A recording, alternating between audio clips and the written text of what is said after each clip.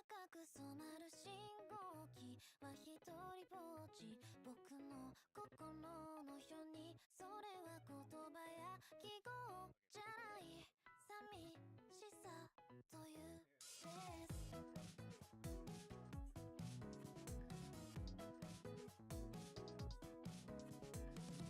いつだって夜に描く見えないもの、消えないもの、空前のキャンバスに落とす色、青い青、言えない過去や言えない傷をお揃いの秘密にしたい。君と出会った場所が僕の世界の真ん中。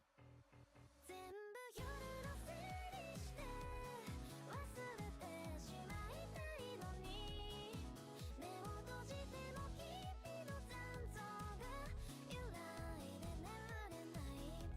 今もまだ広がっている僕だけの宇宙がある。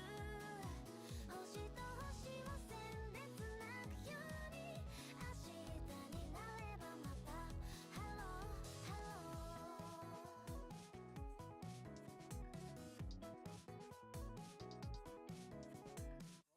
いつだって僕たちはただ宙を求めるでしょう。幻想のシグナルに灯す色、赤い炎、月の風に誘われて明かりのない場所まで行こう。夜が明けるその前に君と二人で、やがて世界は愛に満ちてく、綺麗な色に染まってく、自由の方へ歩んでく。これが夢だと気づいたとしても、そば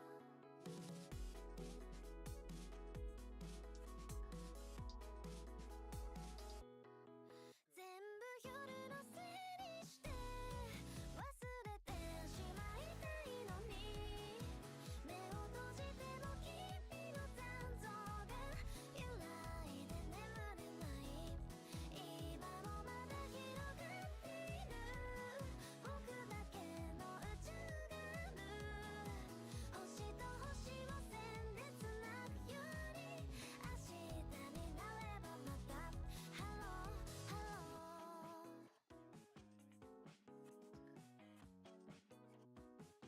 ハローハロー。But as of right now, D tier until further. 消えた夢の花が広く咲いて時になる。傷だらけの願いを超えて君を守れる最後で、求めて失っている無色の自分に気づいて締め付けた赤色の感性が美しく見えて、曖昧な正義突き刺した青の願う満たす痛みが埋めた時、許してよこのナイフは美しい。君の未来なのに痛くなっちゃうから固めてね。夢なんか欲しくもないものばかりだ。二人でさせてよ届きそうなんだ。もう消えた夢の花が広く咲いて時になる。あざだらけの絆がほら痛み膨れて溶けてけ。天に舞い散る細胞かすれた夢、無色の君を操るサイボーグの目を、君を悲しませない色は私が持ってるから。完全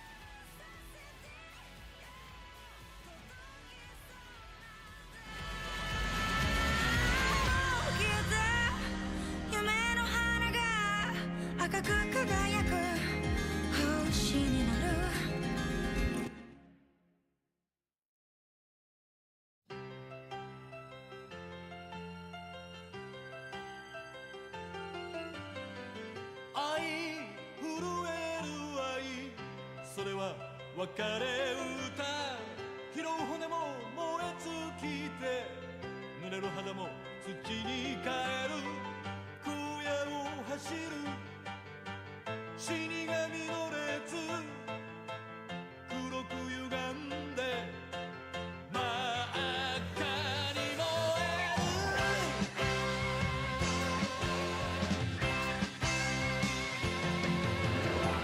愛、命の愛、血の色は大地に捨てて、新たな時を開くか、生き残る愛戦士たち。荒野を走る死神の列、黒く歪んで真っ赤に燃える。死にゆく男たちは守るべき女たちに、死にゆく女たちは愛する男たちへ。何をかけるのか、何を残すのか。I play, play to bring down a new day.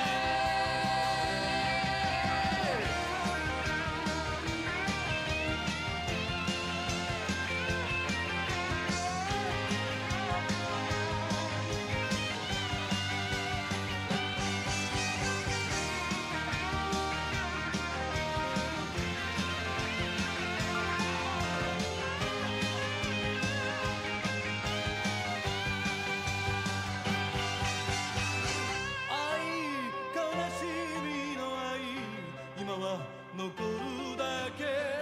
名を知らぬ戦士を撃ち、生き延びて血へど吐く。颯のごとき死神の列、抗う術は我が手にはない。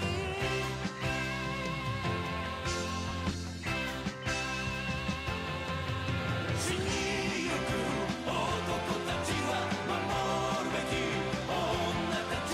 死にゆく女たちは愛する男たちへ。戦う男たちはふるさとの女たちに、戦う女たちは信じる男たちに。何をかけるのか、何を残すのか。I play, play to bring down the new day.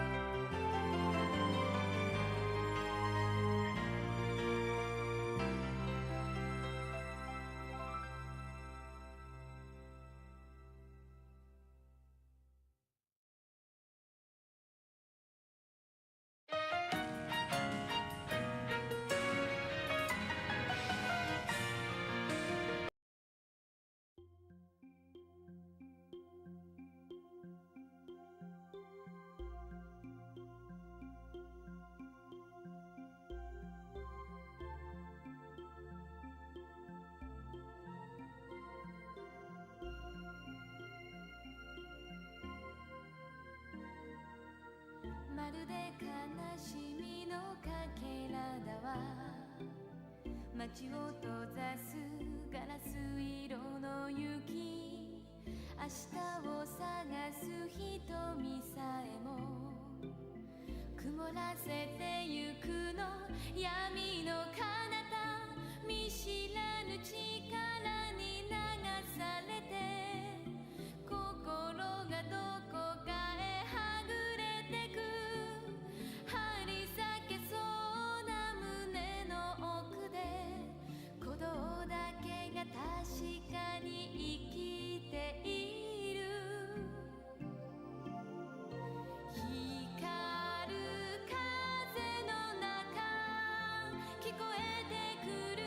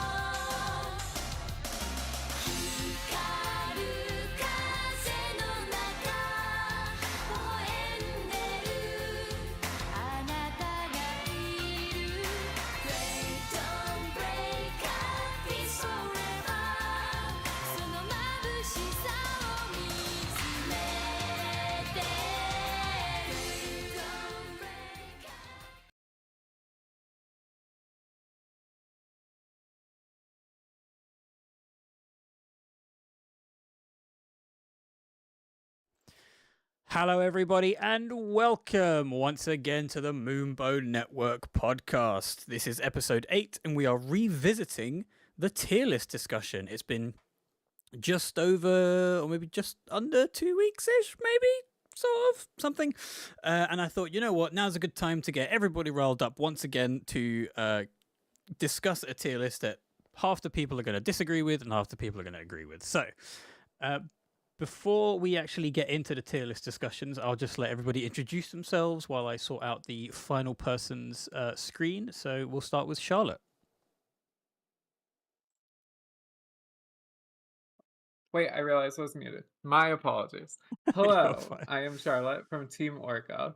I am also the admin of the Mecha Scrum community, where we've been hosting some events, and we'll soon be hosting the Summer League here in a week's time.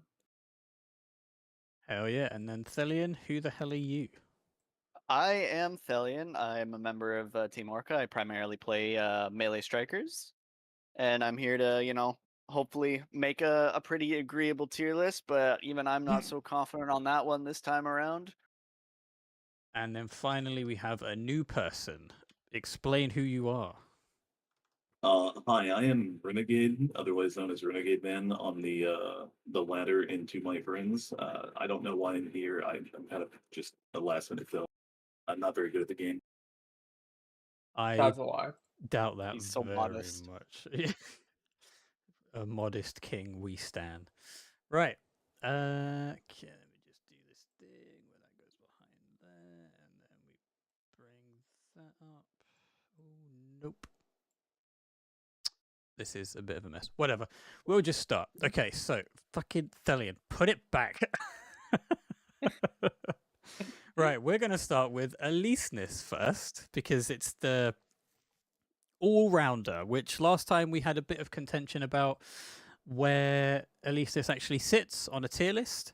And I want to see where you will put Aleseness now. So, like last time, we'll start with Charlotte, and then we'll go to Thellian, and then Renegade, and then we'll start with Charlotte, and then go to Renegade, and then Thellian. It's just whatever order I feel Yeah. like. Sounds good. I think last time, last time I rated Ali S tier, Mhm. I believe. I'm That's gonna make a true. drastic switch here. I think Ali's kind of technically receives some small buffs, but I think it's really fallen out of the meta with Mhm. kind of some of the developments that we've seen. And I'm putting him in like somewhere between B minus and C, and I'm almost tending Ooh. towards C. I even when it comes to other melees, I'd rather have Welcome. I'd honestly rather have Panther, or I'd rather have Stellaris. Like for me, he's the lowest on the melees right now. Okay. Which just puts him at C tier. And we'll talk about the prevalent comps I think later, but he just also doesn't really fit into any of the comps right now. Mhm. So What yeah. about Aleseness in particular do you think has made you shift him from S tier to almost bottom of the barrel? Before his performance was good enough to get into S tier, like so his damage was good enough to get up there. The way with how he had his matchups with the other strikers that were popular at the time. Mhm. Um, but with some of the reworks of some strikers, the prevalence of some others, he's just not able to put out the damage he used to be able to. And comparatively to other strikers, is putting out lower numbers too. Doesn't match the utility and dive capability of something like a Stellaris. Mm. Even Panther feels a little more survivable these days with how it is. Mhm. So something Ali used to dominate on was going to a side point and just holding that forever, which it still can do. But there's plenty of other options to send over there these days that don't need to be Ali. So it kind of just got all of its roles taken by other strikers and done better by them. Pretty valid in my opinion, but I'm not the one making the tier list. Let's go back to Thellian. Well, I say back to. Let's move on to Thellian. Yeah, so I think before I had placed Ali in A tier. Like he was a great, solid sort of melee pick, especially to pair up with your Welkin, and you just you go and you box someone in and you kill them, and he still does that really, really well. However, I think his value has also definitely dropped a lot with the introduction of a new striker. Plus, just some buffs that have gotten to another certain striker in particular that he was really, really good at being able to beat that particular striker.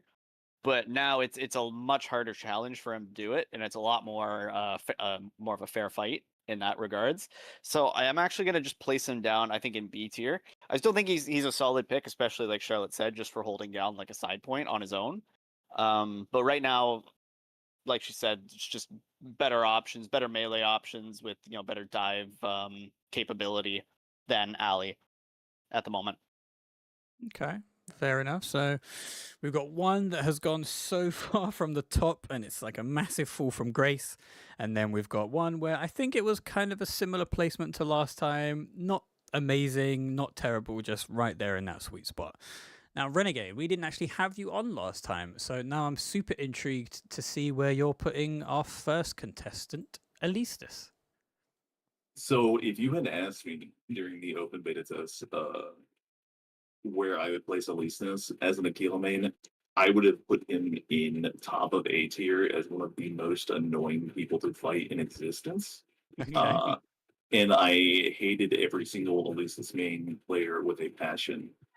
Unfortunately, now he's by far the weakest melee right now. He needs help.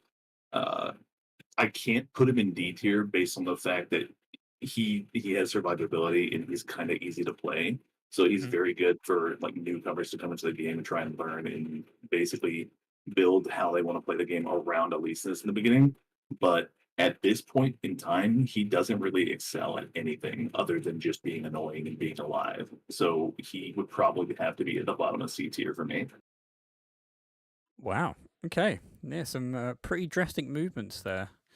I think at least this has, generally been considered to be a little bit weaker this time round, especially now that we've got two new strikers in the mix. But I'm kind of happy with where I'm seeing him placed in your tier lists at the moment.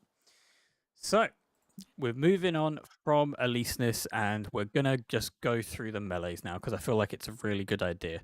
But we won't go through the one we know that what you want to go through, Thellian. That will be saved for last again, just to torture you. So we're gonna go next to Panther. Where do we think Panther is sitting now, Charlotte? Yeah, I was actually surprised. I was not expecting Panther to be that good. This meta, we saw some of the early indications of damage and the patch notes that we were able to piece together, and nothing really showed that it was going to be that much better. And then started coming out, started playing matches, and Panther has been really consistent, really sticky, been great against the other melees for bullying them. Just a really solid pick in general. Is really able to consistent good damage.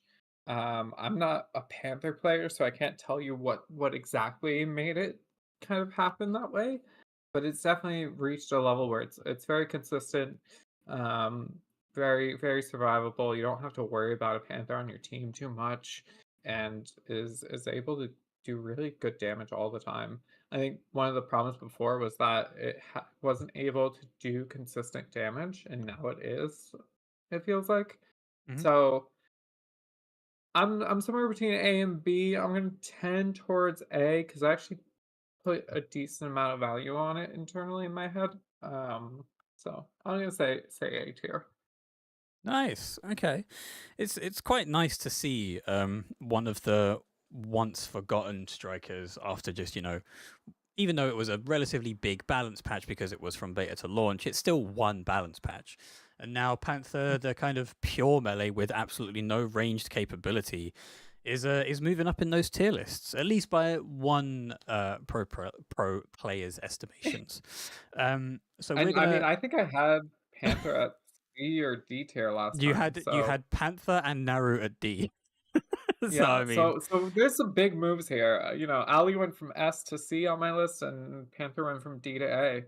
So yeah, big moves. Pretty big moves for our boy. And this time we'll go straight to Renegade. So, once again, like Elisa's, if you would ask me during the open beta test, I would have been doom posting with the rest of the Panther mains and saying Panther was F tier. There was no point in playing him. You were throwing if you had him on your team. But I will abide by this statement for the rest of my life. When the game launched and I started seeing more and more Panther players on my teams, including some of my teammates, I started to think, like, see them get more and more kills in the kill feed. And I was like, wait a minute. All the Panthers are still doom posting and saying it's F tier. There's been no changes. But why are the Panthers in my games doing so well? And I started saying, hey, hold on, Panther might actually be a good pick. And then we found out that Panther can actually just 100% bully one of the most prominent and dominant strikers in the game. And now every single game that I see right now has a Panther in it. It's like every single one, 90% of the team comps have Panther in it. So I'm going to probably have to put Panther at very high or mid A tier. Interesting. So you said it not necessarily counters, but can do pretty well against one of the most prominent strikers. Which striker would that be? Oh, well, Welkin, hands down. Okay.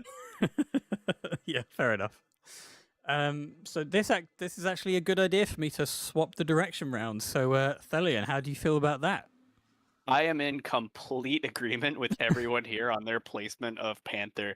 Damn. He's just right now, I think from what I've understood, at least about the change that they did to him, I think they made his plunge attack have a lot more like hit stun to it, which makes it very, very easy now for him to hit confirm into Lance charge with plunge attack. And that really, really now just allows him to kind of fly above a Welkin and just get behind his Ox 3 when he has it popped and just plunge and lance him off of the OBJ constantly. And what you're doing by that is just denying, the strongest striker in the game at the moment, the ability to actually play the game properly and do what he does best, which is capping points. Because his capping power is just incredible. And also another thing about Panther, I think I said before, is complex shields does make them very, very difficult to actually catch on your onesies by like, let's say, another melee. So right now, as just like an overall just Welkin killer, like Panther is just incredible at doing that. But then in terms of a Panther's overall ability in a 6v6 comp, you'd say it's still just very solid now? Like a very, very, very not a solid wasteful pick. Yeah. You cannot go wrong with picking a Panther. Damn. Well, every Panther main out there is jumping for joy, I'm sure. To be honest, I did also see way more Panthers this time around at every rank. Hold on a minute. They've definitely been everywhere. We can still chat while he's Sorry. figuring out his stuff. Yeah. You're fine. So yeah, I did see that there were quite a lot of Panthers coming now from bronze all the way up to general and champion, because that striker is just really good now, and I'm very happy to see that there is somewhat a unanimous consensus on that, because Panther is my ideal. He's full melee. He's got the skills to prove it, and I love it. But now let's move on to Stellaris, the newest addition to the roster. Not a pure melee striker, because of course it has the right mouse button, which is called, I believe, the Assault Warblade, and then it's also got the grapple. And there's a lot of opinions about Stellaris right now, so we will start with Charlotte, and then we'll go to Thellian, and then Renegade. Yeah, I'm fully undecided in this, so I'm gonna assign it to A tier, and then I'm gonna tell you why. Okay. And I'm justifying this in my head to myself too. It has a lot of great tools. Its grapple is especially powerful in that it's able to pull certain strikers out of their forms, like Tricera, Stego. It can pull them out of their turret forms, push them off points. It can pull a Falcon out of its form and get on a Falcon and kill it. It can hunt down Aquilas like crazy. I'm sure Renegade has some stuff to say about that. I don't want to talk about it. That said, and I think I'm gonna wait a little bit longer before we talk about the two prevalent comps right now. But it fits into both of those comps to a certain extent. One comp a lot more than the other. Definitely into one of the comps. Maybe you can work it into the other comp. The downside, and why I'm not quite giving it an S tier, is if you have a good Lumi in your team and the pressure from the enemy team isn't like off the charts on that Lumi, Lumi can just throw a drone on Stellaris, and then Stellaris can never stealth again, and those drones do enough damage to a low health character like Stellaris that Stellaris can get really punished by that. It's not super common, so I think Stellaris is at the very high end of A. But it is like a really hard counter that's really easy to do. So yeah, and then someone in my chat kind of brought this up, and this is true as well. The grapple is supposedly a bug. The Yeah. fact that grapple pulls things out of turret form and such. So it's supposed to be being patched out. I won't believe it until I see it get patched out, but that is a good point as well. Like that pulls it down because if it is a bug and unintended that it is doing that thing and it's going to get patched out, that loses a lot of utility for it. So that's my Would thoughts. It's still very good though. So those two things is something that I wanted to bring up in particular. So the first thing is, do you think they should be patching out that specific aspect of the grapple? I think so. I don't think the way the character is as an assassin, for it to be a counter to ultra heavies essentially, Mm. is kind of crazy. And the fact that like, yeah, even Panther Lance doesn't do that. Which Panther's lance is this giant fucking thing compared to Stellaris' blade, but it's supposed to be an assassin. It should be blowing up small characters. It should not have the ability to prevent ultra heavies from doing their thing. Ultra heavy should be a counter for Stellaris, not like weak to Stellaris. Yeah, I feel you. So do you think that the push from the grapple should be nerfed, or is the push okay as long as you keep the transformations the same? Like the charge attack that it has. I Yeah. think the charge attack is fine. Yeah, the Okay. charge attack is fine. It's just it shouldn't pull it out of turret. The grapple shouldn't pull it out of turret form. Yeah. Well, But the charge with itself is a good attack. Yeah, well, it's because it does it to obviously Falcons and Sky Raiders as well, and then you're able to get Yeah. like that extra hit because this Falcon or Sky Raider has to then maneuver out of melee range and then hit two and go back into aerial form, whatever you want to call it. But yeah, I mean, I'd be interested to see if that's the only thing they do, because obviously you have to patch out a bug if it's a bug and it breaks the game, or it's an unintended mechanic. But it does seem to me that Stellaris at the moment, the push is fine because it's supposed to be, like you say, an assassin character. It's quick in and out, so you can stop people from taking over your payload. You can stop people taking a key. I think that's fine.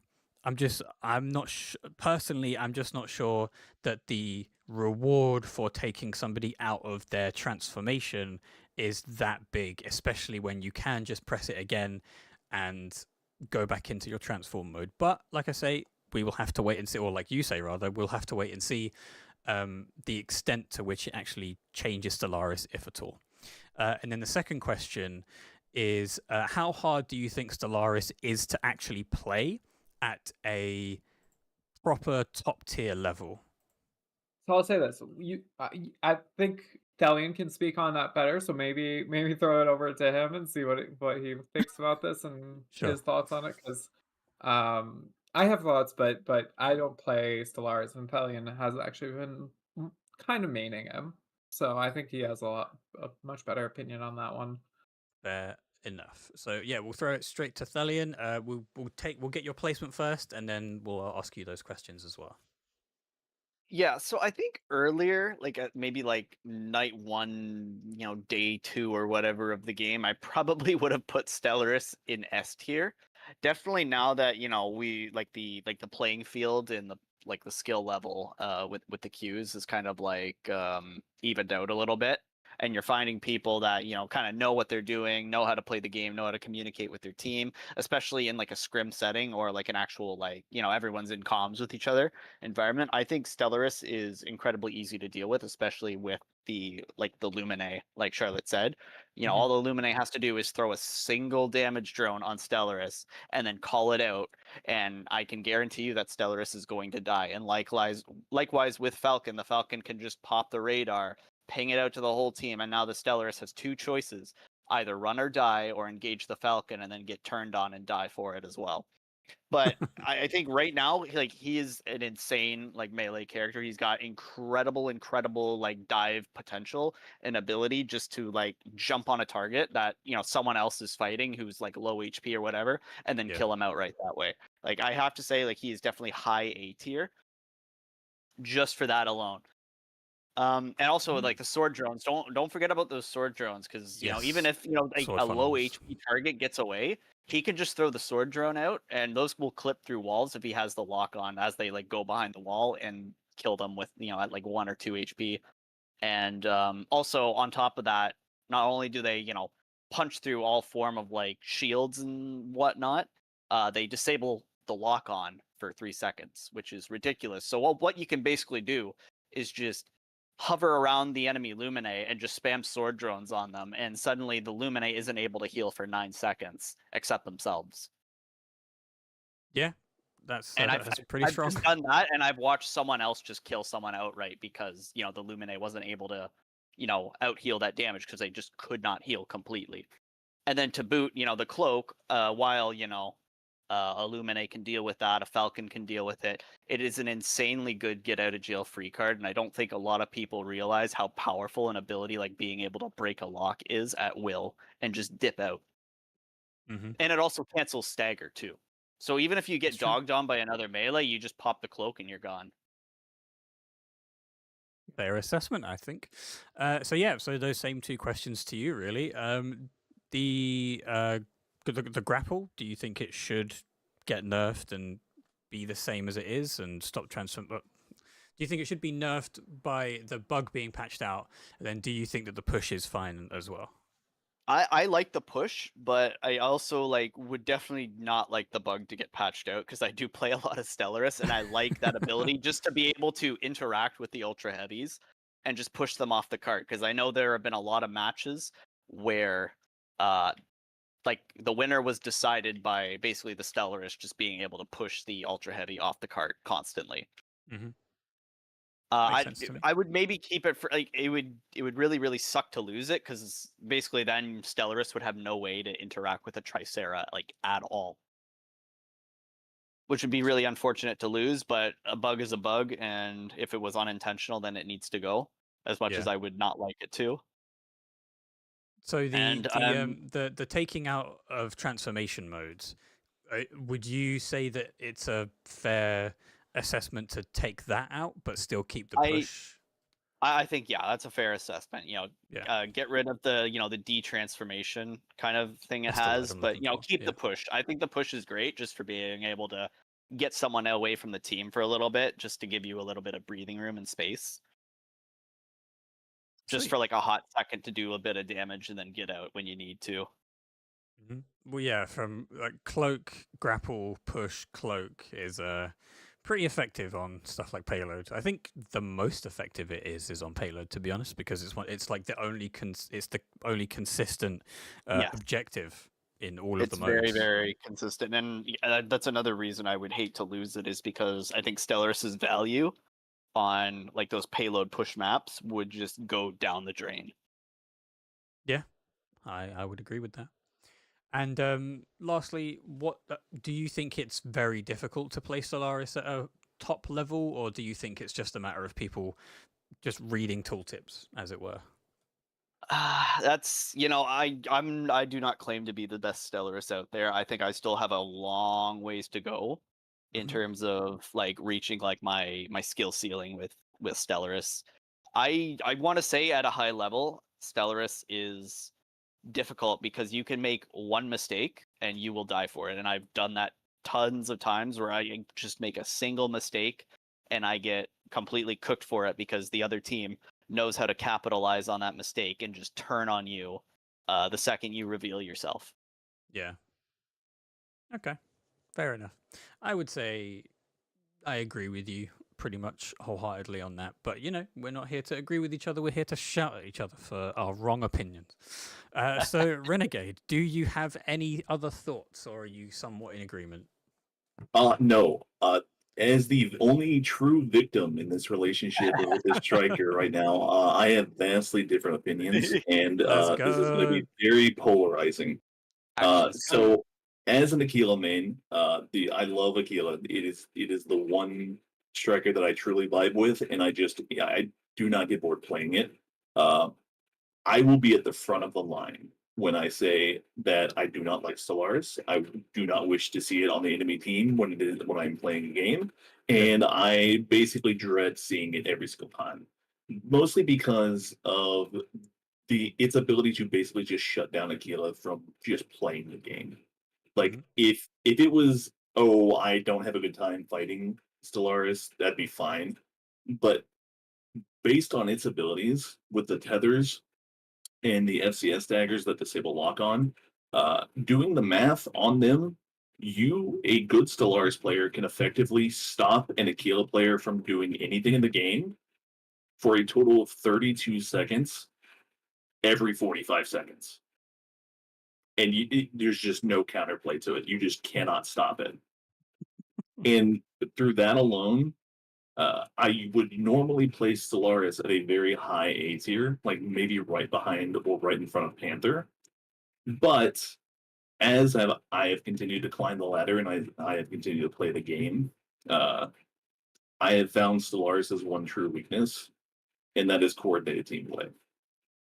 If you have teammates that are in comms with you, he just dies. yes, yeah. He, like, the moment you find out where he is, you have a Falcon on your team, you say Stellaris here, he radars, Stellaris dies in 2 seconds.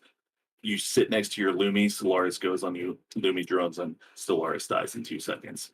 He is a great pub stomping striker. If you want to solo queue and you want to climb, you can do so with Stellaris. If you want to play Stellaris in a 6v6 high level team play comp, excluding one comp that we are probably going to talk about later in this episode, he is probably bordering D tier, in my opinion. I would probably put him just past Aleseness on my tier list. Okay, I love this. So, because it's so vastly different for everyone, can we just have a little, like a 5 minute, maybe not even a 5 minute, but a very quick back and forth to... Yeah. Yeah. I mean, here's my thing. I don't disagree with what Renegade is saying. I think 100% you have a very well coordinated team. They can shut Stellaris down very quickly, to the point where it becomes non-existent. I think on the flip side of that, we're still seeing people pretty early on into learning Stellaris and utilizing him fully.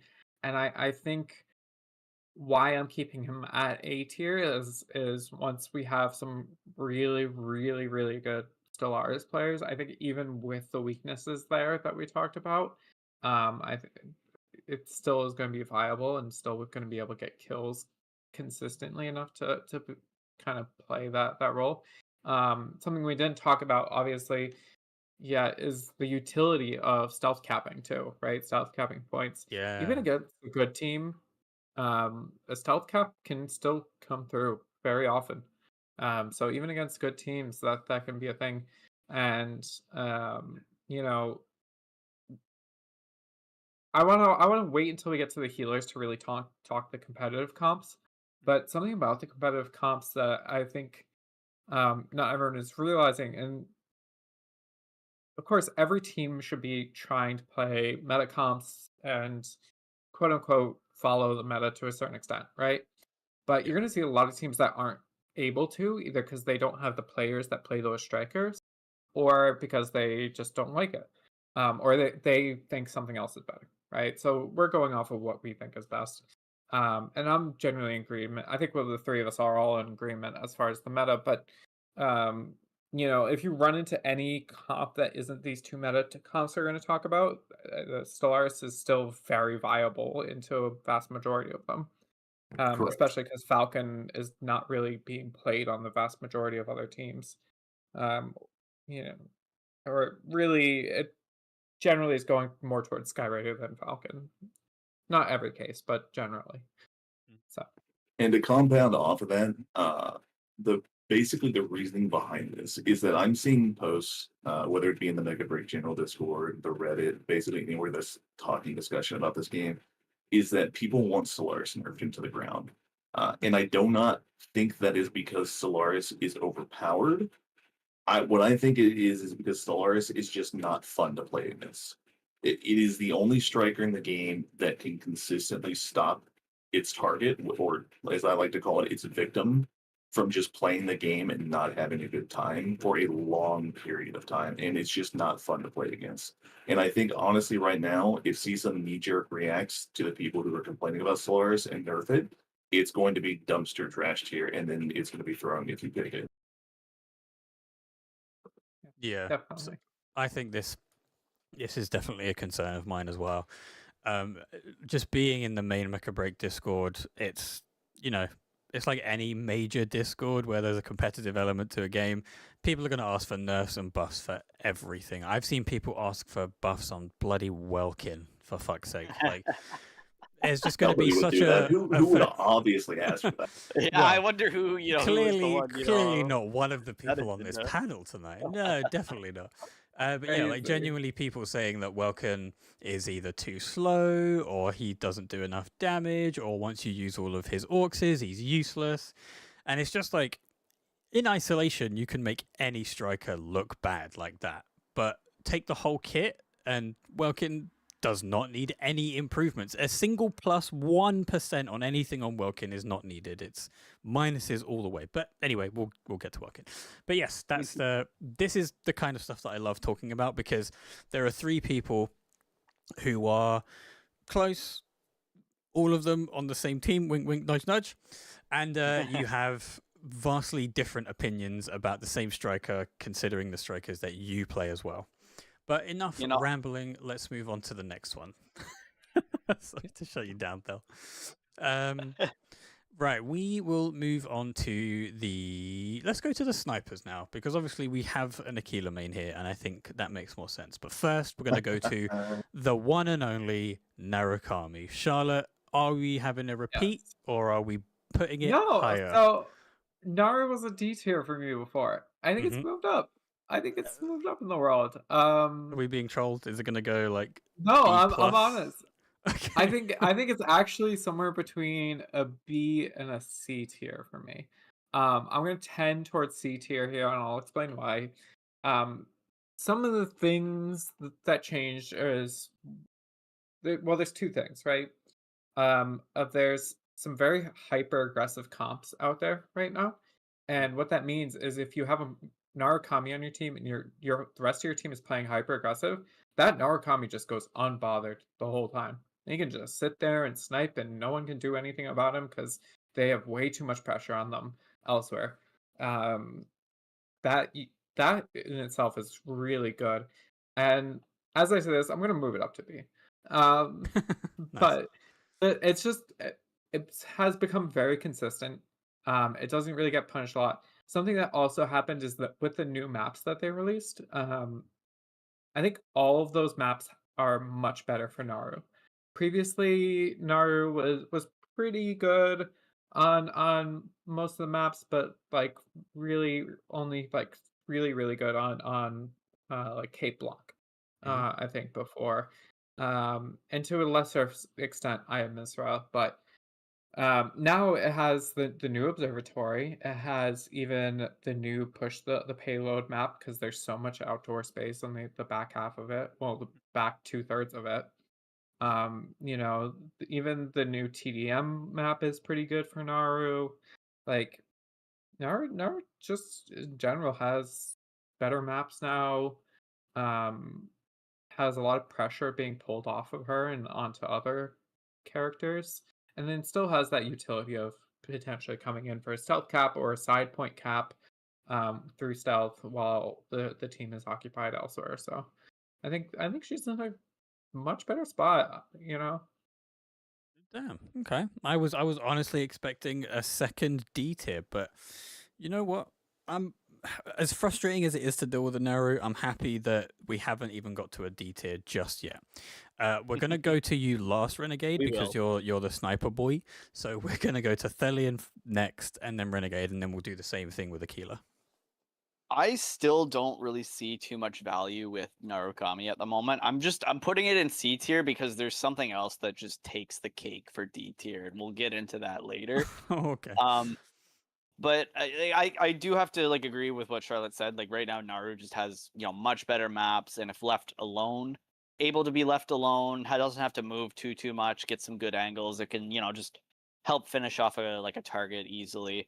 But really, in my honest opinion, I would rather just instead of someone playing Narukami, I would rather just have them play Aquila, and then have leave room for something else. Yeah, I don't think I don't there's have too much to say about Naru right now because I don't have a lot of experience with Naru in comps or at all because I just don't play Naru and I only know one good person that is insane on Narukami. I think there's the general consensus that Aquila is just better regardless Yes. of what happens with Naru, but it like I say, it's consistently nice to see that Naru isn't at the bottom of the barrel just yet. I'm also intrigued to see what your actual dog water D tier is, and if it's the one I think, I'm gonna find you and I'm gonna drop you off the earth. You will try. And Renegade, what are your thoughts and feelings about Naru? Okay, so this is gonna surprise people. In the last OBT, if you had asked me what Narukami's tier list was, I would have been like, "Oh, it's obviously C tier. It's not that bad, guys." Winky face, and because I didn't want to hurt people's feelings, but Narukami was just in a very bad spot, and I constantly told people that it's because of the playstyle. It has to sit in a location. It has to charge up a shot. It has to hit that shot. There's just too many win conditions that you have to check mark in order for it to actually contribute to the game. And if you just buffed Narukami's skirmishing ability, it would actually become a vastly better striker to pick. And lo and behold, with this launch patch, they buffed its movement speed and made it increasingly difficult to fight in a skirmish, in a 1v1 skirmish against it, even when you're right up in its face, especially when you're right up in its face. And because of that, and because of the one player that Thellian was talking about, and especially in the comp that we're probably going to talk about later, it is probably the only striker currently right now that has an exponentially scaling power level the more hyper aggressive your team is. So with that, I would probably have to put Narukami just because I am a hyper aggressive player. I do not know how to play defensively to save my life. If Yes, and this is even when I'm on a we'll talk about that later. Anywho, I would place Narukami at the bottom of A tier currently. The only issue with it is that if you have a Narukami on your team, you have to build your team comp around it. If you decide to go balance, if you decide to go majorly defensive, you are just basically disabling the Narukami's ability to contribute to the team. You have to play hyper aggressive. You have to play TDM. Otherwise, Narukami is just back to the top of C tier list. I just want to say one thing quickly Yeah, as go for well too. I think the other part with Naru is I think it has a very high skill ceiling, and if you are not really highly skilled, Narukami just is not worth it for the most part. Yeah, no, I will dogpile on that. I will 100% agree. Aside from one or two people that I see in my games regularly, nobody else plays Narukami right. They all still play her like I sit in my sniper's nest and take a pot shot every once in a while. If you go watch the people that I'm talking about, you will see them take pot shots every once in a while, yes, but you will see them, if they don't finish off the target, actually zoom out of their little hidey hole and just start chasing that person down at the speed of light, tickling them with the normal left click, because they can get away with it now and they don't have to fear getting just absolutely destroyed in skirmish. Are there any players that you'd like to recommend just right now for people who are potentially thinking of picking up Narukami and want to look at like the best Narus that we have right now? Zephyr, hands down. Yep. Zephyr. Without a doubt. And just to have a quick plug, we're having a Mecha University with Zephyr Yeah, tonight. we are. In 2 hours. So Perfect time. perfect timing. Indeed. Let me. Do I still have the MB Discord? Come on. I do want to do. say, I think in the Okay. context of Renegade talking about like that specific comp, Naru definitely works 100%. But I know my placement was just based more on solo queue and just in a balanced comp like setting. Like I said, I would rather just in that kind of setting just have the Aquila and then leave room for something else. Mhm. But we did see like in the invitational that I think Naru did have some pretty cheeky wins. Yeah, I just like on a straight head-to-head, Naru versus Aquila, I think Aquila Oh, yeah. offers a lot more, always. Yes, You know? absolutely. Especially coming to a certain striker that I can't wait to talk about. But yeah, I think Aquila just always offers more than Naru. Even when you go into the hyper aggressive comps, I think Aquila kind of synergizes a little bit better than Naru, but it gives room for Naru to be viable. That's what it does.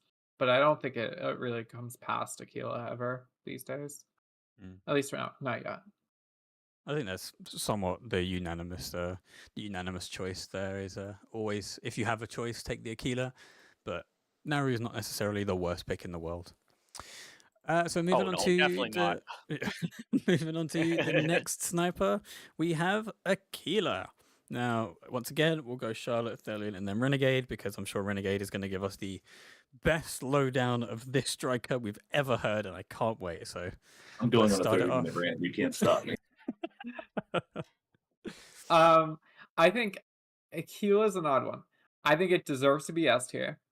I think Stellaris being in a match immediately brings it down to like B tier when it's in the match against Stellaris, which is often right now. But if what we talked about is kind of the truth of like Stellaris, doesn't end up being really viable in a competitive setting, I think that keeps Aquila S tier. But I'm gonna keep Aquila S tier, and talk about some of the other stuff that's like always consistent to not really rely on Stellaris. One, as Claw. Claw got buffed to be ridiculously strong. It hits almost every single time now. It's actually just insane. Um, it's so good at punishing healers, especially like Lumi and Serenov. Lumi gets hit by Claw once, and as long as there's a melee character anywhere near her, she just dies, right?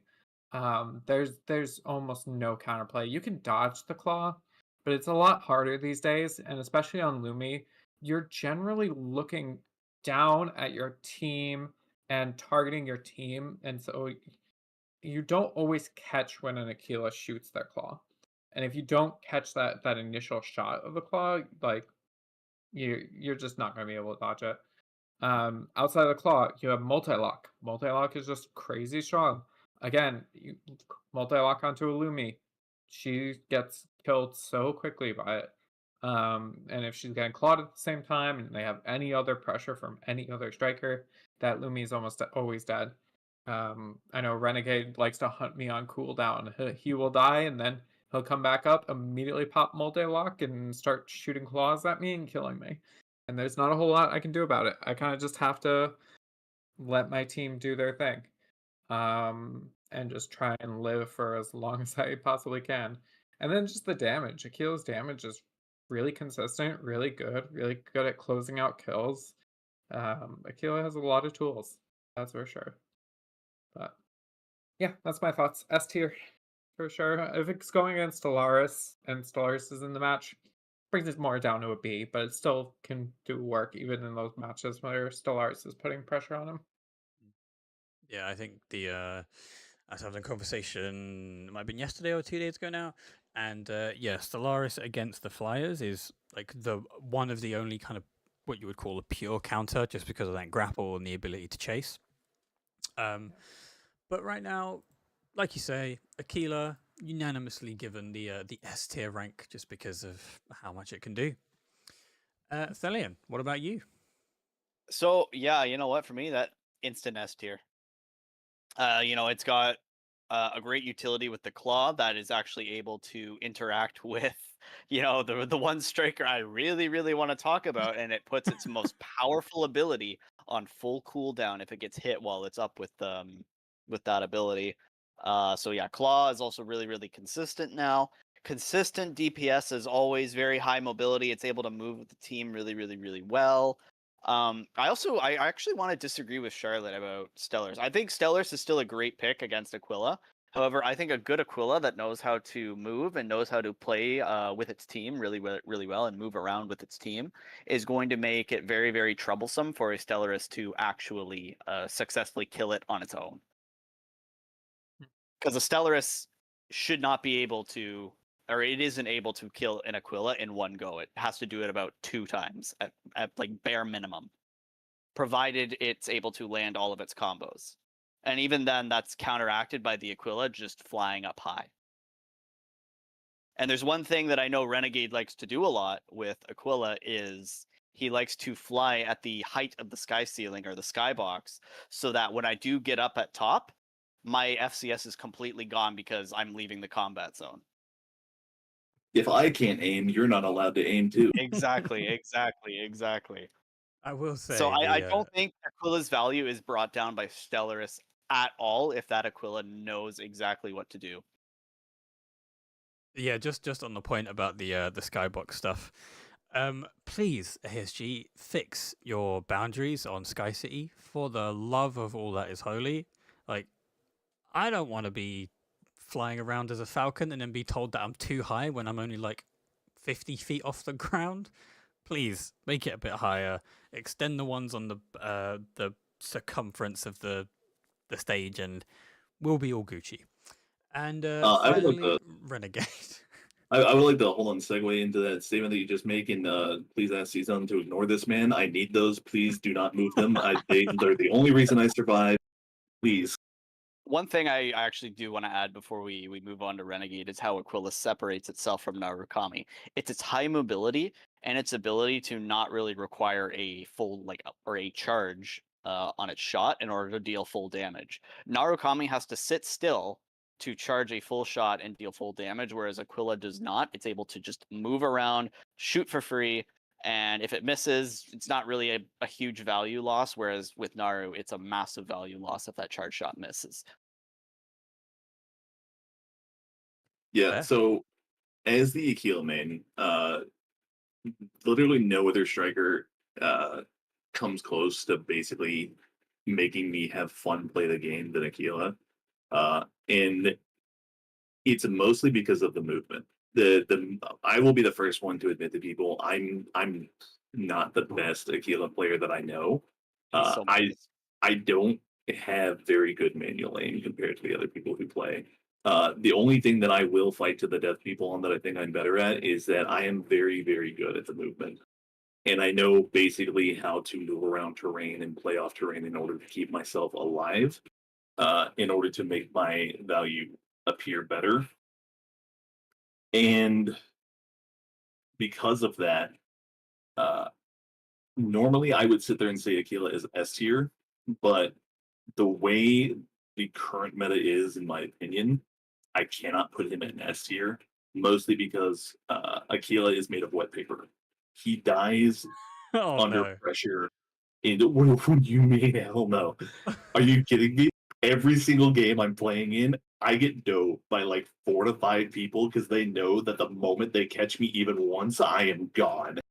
There was a TDM match against 4 melee, a Falcon, and a Lumi, whose entire objective was to just find me in the game and just dogpile me 24/7. And I can confirm this because the Lumi that was on the enemy team is also in this podcast. Say hello to everybody, Charlotte, who sent all 5 of her attack dogs after me that game Hi, that's and me. made it to did where I that. did not have fun. Action is coming. But yeah, no, Aquila's made of wet paper. If he gets hit or caught out of position once, he basically ceases to exist.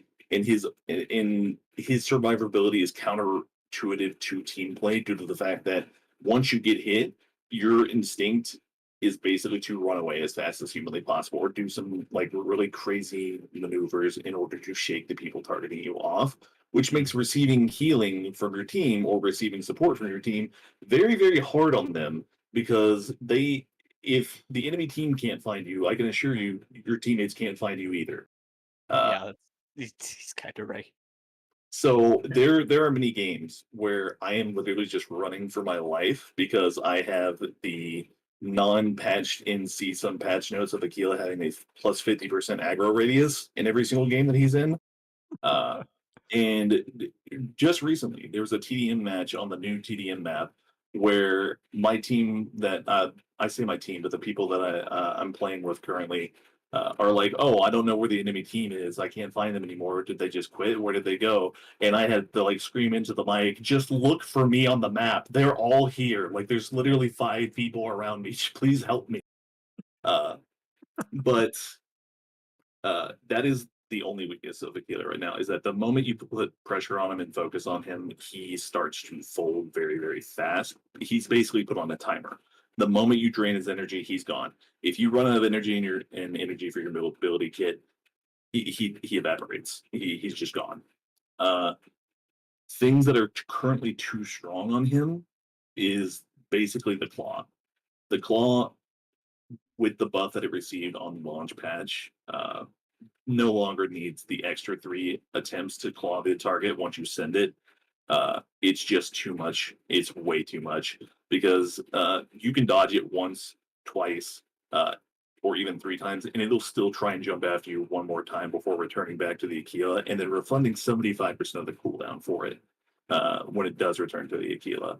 And that's just insane for what it does because not only does it disable a priority target mech, which is going to be probably the Welkin or the melee for about 1.5 seconds to 2 seconds, it also prevents FCS lock-on, so it stops them from contributing after that and makes them just a sitting target for any call-outs and teammates like that. Everything else on Aquila right now, I feel like it's fairly balanced. I would probably like to see the Aquila multi-lock nerfed a tiny amount. Probably if you're locking on to the exact same target more than once, I would like to see the relock on period extended a little bit, just so that way Loomies don't like pretty much threaten to have depression and jump off the nearest bridge every single time I see them. Okay, I just want to thank you, Renegade, for getting the clips that I'm about to take from that specific segment thousands of views because Oh, no. nobody is going to agree with that. But I love it. It's the best. It's so good that we have somebody who's willing to speak that way about Aquila. So thank you so much. Yeah, no, I basically play nothing but Aquila. I have an alt that I'm using to learn new strikers, but on my main, I don't have a good time unless I'm playing Aquila. And if a non-meme amateur is what you want for me, I would probably have to put it at like solid A+ tier right now. I wouldn't give it S just because of how basically wet paper mache it's made out of. But it's also, I would say, a mandatory pick currently in the meta, mostly because Claw hard counters Welkin. If you every single Aquila player in existence, if you see a Welkin with his 3-up, you dive bomb him and you spam 1 like your life depends on it. Because if you land that thing and you ping and you scream into the mic, he has no shield, kick his ass, he dies in 2 seconds and Welkin is removed from the game. Well, thank you for your very candid opinion and your honesty, Renegade. It's refreshing to hear something that isn't just Aquila S tier. Nerf, nerf, nerf. So, yeah, thank you very much for that. Right, let's just move on quickly before he thinks of something else to say about Aquila. We're going to move on to the Flyers. That's it. So we're going to talk about Falcon. Let's talk about Sky Raider first. Oh. Do you mind if we move on to the healers and it's because I want to talk about the meta comps, and I think it's really important to talk about the healers first before you talk about the comps. And both Flyers play heavily into the comps too. All right, so let's go because I think you said that Panaka's stronger than Lumi, so we can go to Lumi first, and then we'll go to Panaka. Yeah. Okay. This hurts to say as a Lumi How main. excited Charlotte's Um, getting. Lumi's in a great spot on paper. Her movement's great right now. Her healing's solid. Her direct damage is good enough to secure the kills. There's a lot to be said for Lumi. The problem is the two comps that look to be the meta right now are one comp called the cancer comp, lovingly, and the other comp called the fuck ass comp, lovingly. And so when the cancer comp is essentially a hyper aggressive comp, right? It is you play Falcon, Sky Raider, you play Aquila, you play 2 melees, and then you have a flex, which is usually another big damage dealer, and you just don't run any healing whatsoever.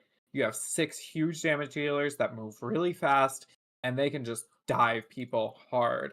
What ends up happening is any Lumi in the game is just free fodder for that comp.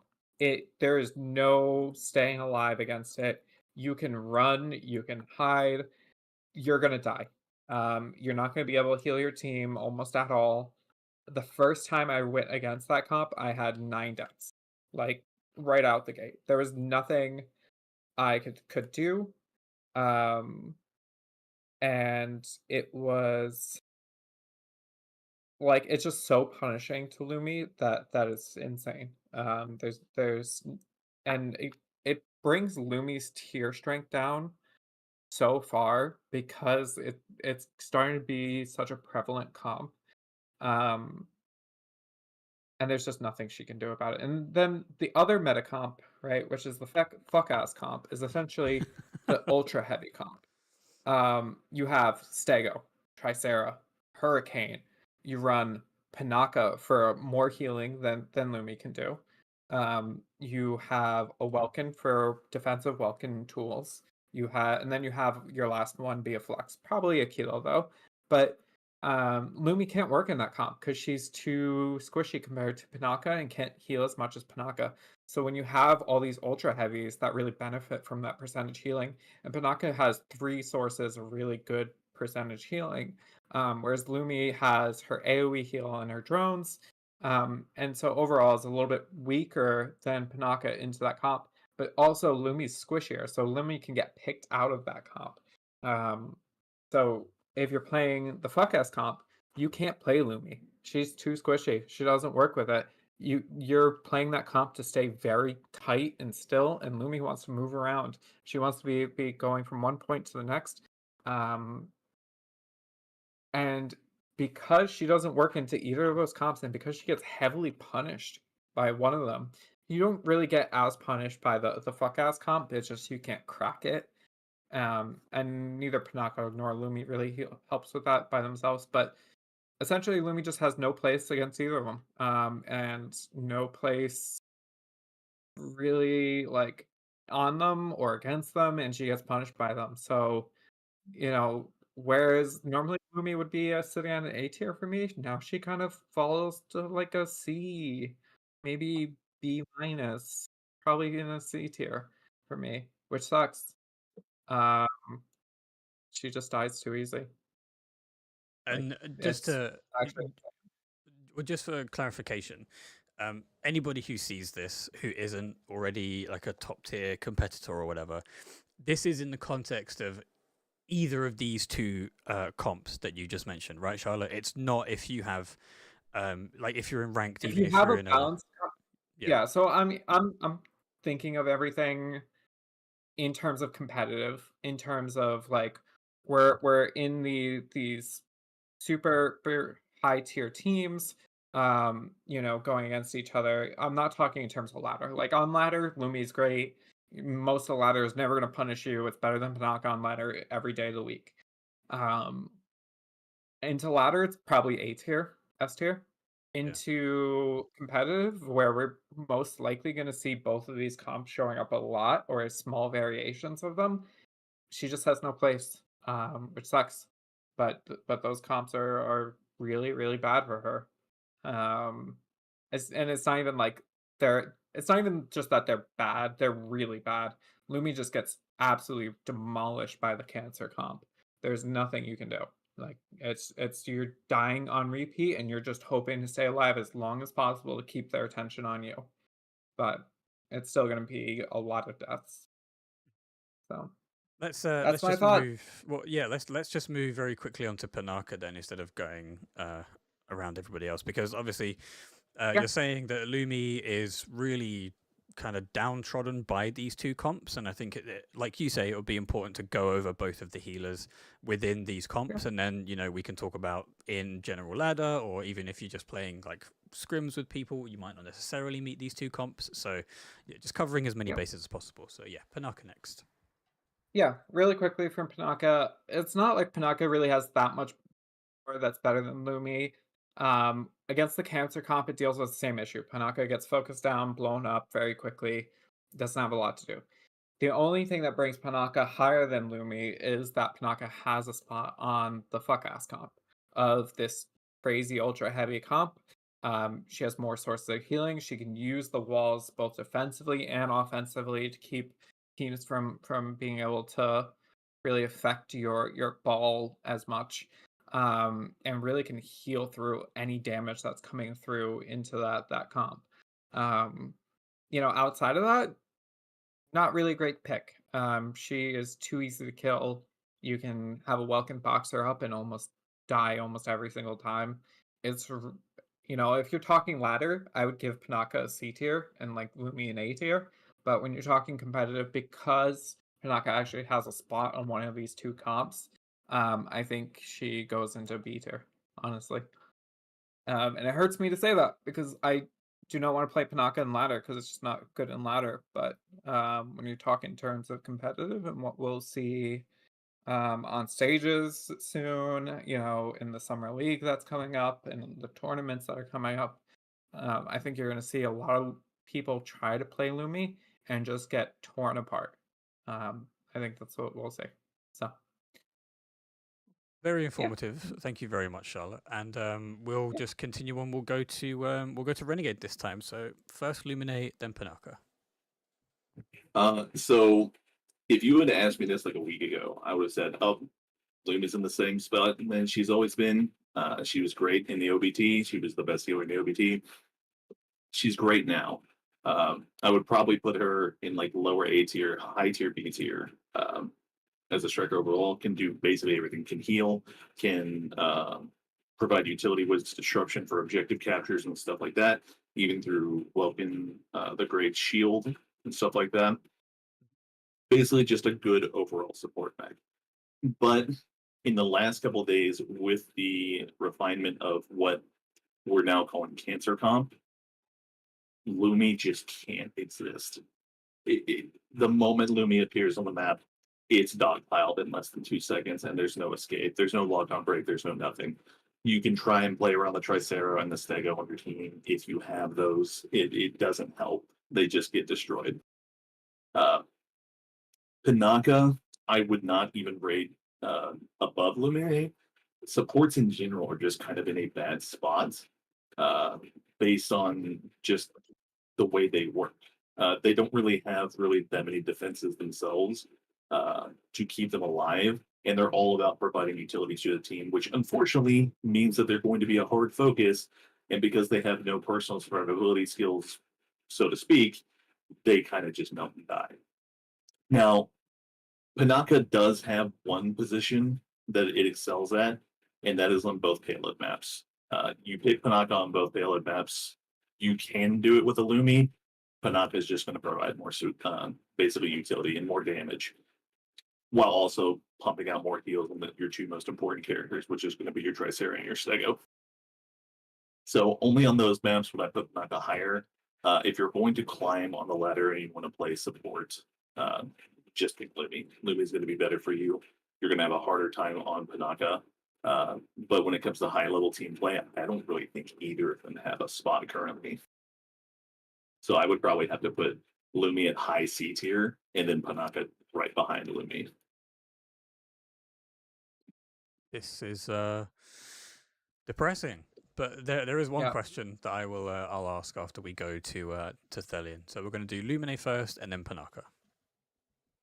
So this is a bit of I guess an eye opener for me, kind of listening to that. Like I know I was in that game where Charlotte I think went 8 or 9 deaths, and that was just like, oh my god, like what did we just come against? Where our Lumine is dying 9 times over, and not being able to do anything. Like I like just that's the hard truth of it is you have to look at that data and go, okay, with that comp in mind, before factoring in any kind of tournament setting or competitive setting where we're going to be going with, okay, striker bans are going to exist, so we can maybe ban one of those strikers out.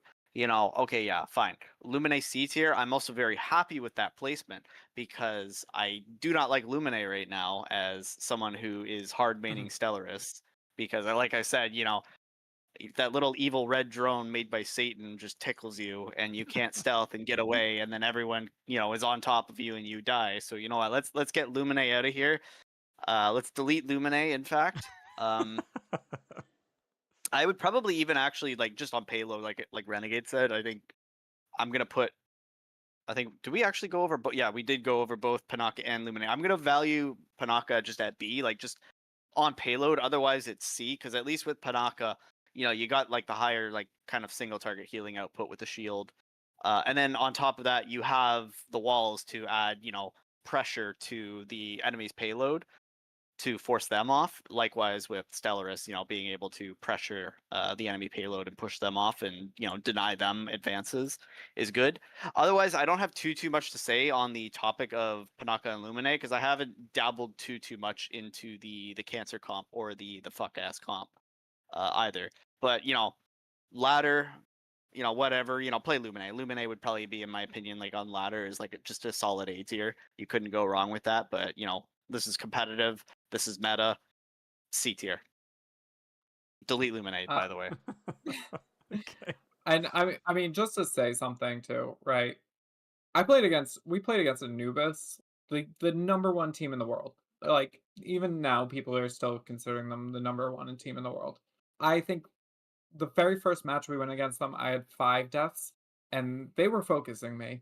And I took some time to adjust. And second time I went up against them, I think I had 2 deaths on the second map. And I adjusted, and that was fine. I mean, against the cancer comp, and that was an early version of it with players who do not have been playing together, but they weren't even a team really. They just kind of threw it together, and to get 9 deaths against that, and then and after I went up against it and tried Lumi again, I was still getting 5+ deaths, every match. There's just no counterplay to it. It doesn't matter how good a Lumi player you are. It doesn't matter what teammates you have. If you go against that comp, you're gonna die. You're gonna die a lot. It's gonna suck. You're not gonna do a whole lot for your team. It's just not worth it. Unfortunately, as a Lumi main, it really hurts to say that. I say that as I'm currently on my Smurf account learning to play Falcon because I can't play Lumi anymore. So the question that I wanted to ask is, are healers, because obviously I know you've been saying that in ladder you can play pretty much Lumi. If you want, you can play Panaka, whatever. But for people who aren't competing right now, what is your advice to them if they do want to compete? And what is your advice to them if they just want to play ranked in terms of healers to play? If you just want to play ranked, play Lumi. You'll have a lot of fun. You'll enjoy it. It'll work, 99 times out of 100, unless you're up into high indestructible ranks. You can play Panaka on your payload maps, and Panaka will do really well there. You might die a little bit more, but you'll still be having fun, enjoying it. If you get into comp, you need to learn something else right now, how the meta is. You have to have something outside of those 2 healers. I think depending on how bans go in comp, you might see those healers being played, but you at least need the flexibility to play something else. If it turns out that one day, one match, both Falcon and Skyraider are banned out, in the same match, you know Cancer Comp's not going to be played, you can play Lumi.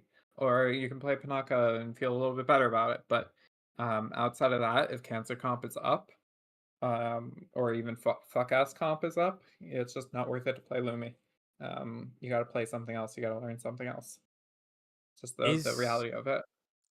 So is there? I'll come to Thellian and Renegade in a second, but is there a world in which a healer, or even two healers, is viable in either of against either of those two comps? And the reason I'm asking is because healers are generally not very well treated because people think it's the easiest role to play because all you do is you click the left click button and then you get a heal and that's what you have to do. And we don't want to discourage people from playing healers, obviously, but the reality means that sometimes you might have to sacrifice playing a healer. Is there a world in which either of those comps could be taken on by a comp with a healer? Thought about this a lot, like a lot, like basically since the game launched, because I really love the idea of double healer. The problem is the way their healing overlaps doesn't negate the ability to be focused down and killed very quickly. So Lumi drones overlap with Panaka drones. So when either one of them gets focused, like so say Lumi's getting focused, Panaka can throw bubble on Lumi, and that'll help and be a little more healing. But it can't put drones on because Lumi will already have her own drones on. And then Panaka's melee heal, that Lumi is going to have to be moving very quickly. You're not going to be able to get that melee heal, even with the new tether that it has to it. So it actually doesn't really help the Lumi from getting focused down and killed. That bubble is not going to stop that from happening. And then same with the Panaka. Like if the Panaka is being focused, it's the same as normal, right? Panaka can put shield on herself. She can put drones on herself. Obviously she can't grapple herself, so she has those two sources of healing. Lumi can't put drones on her because she'll already have her own drones, or maybe there'll be the drones there, but it's just not enough to stop the focus from the Cancer comp. So as much as I would love double healer to be a thing, I just and maybe someone can make it work, but I just don't see it as viable. There's going to be just too much focus damage in the way the healing is in this game, especially because it's all percentage healing, which is a good and a bad thing. But for lower health targets like Lumi, that means like those percentages are smaller, and still can be focused down, all the same. So, yeah, it just even with double healer, I don't think there is a spot for it. But we obviously haven't seen every comp yet. We haven't seen competitive start flourishing. Obviously we're starting up things coming this Sunday with competitive play really getting serious here. But yeah, until that time, I don't think there's anything for it. Thank you for that. And Thellian, your take on the whole healer thing. Yeah, right now, in my honest opinion, it's just I don't think I have enough experience with either of the comps yet to really formulate a full, wholehearted opinion. I would definitely like to see a lot of healer play in competitive, just because I like being able to take a bit of damage as Stellaris, dip out and then get topped off and then go back in again. That for me is really, really enjoyable because that's part of my team play. That's part of my coordination with my team, and them telling me to dip out because there's too much pressure, or me going, okay, that's too much pressure, I need to get out.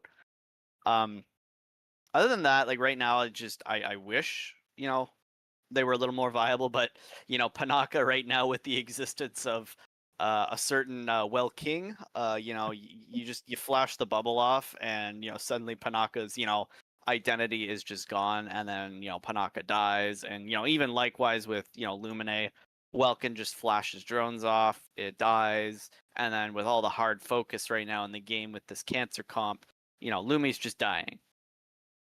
It's I don't know what to really say on it right now. I really want to run these comps down just in a team environment more, just to get the data on it, and then come back to you on it and kind of say what I truly think on it at the moment. Yeah, I mean, considering that we've done this twice now, there's no reason why we can't make this a semi-regular feature whenever there are buffs and nerfs and changes and stuff. Yeah, and just come back. We got to keep in mind, like right now, we're only 2 weeks like deep into the game. You know, we Yeah. finally got it in our hands. You know, we're still figuring things out, especially with a certain striker that I really, really do want to talk My about that God, isn't you Welkin, won't by the way. stop. It's not Welkin. This one I want to talk about this time. It's another one. Okay. I believe But it. yeah. All right, and Renegade. Yeah. Unfortunately, in tournament play, in high level team coordinated play, scrims and whatnot, healers are not going to have a place. Unfortunately, it's just the way the meta is currently. You're just going to die. And I have several. As somebody who has been participating in its own cold cancer comp and refining it with one of my teammates, we basically picked up two people that aren't on a team. We just kept playing into them over and over again, and then I started to notice, oh, when these two are on the enemy team, my life is 300% harder. And there's a screenshot that I took that basically showcases the very early rough drafts of what is known as cancer comp right now, and it's 15 seconds into the match. I'm already at 10% health with all of my energy gone, and all 5 of the people who are trying to kill me are within shooting range, and I cannot escape them. And basically after that happened, we compiled onto it and started finding out, okay, what works better, this or this? What do we need? What do we not need? And the current iteration that we have of it right now has not been defeated on non-payload maps.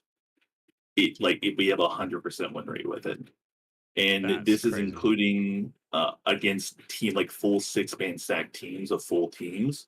And we had maybe 2 people who were on a team, 2 people who just do ladders together who aren't on a team, 1 random Welkin player that we just found who was good at the game, and then another person who's just randomly, and 1 person who was on a completely other different team. And they basically rough numbers right here. They had a total of 38 kills.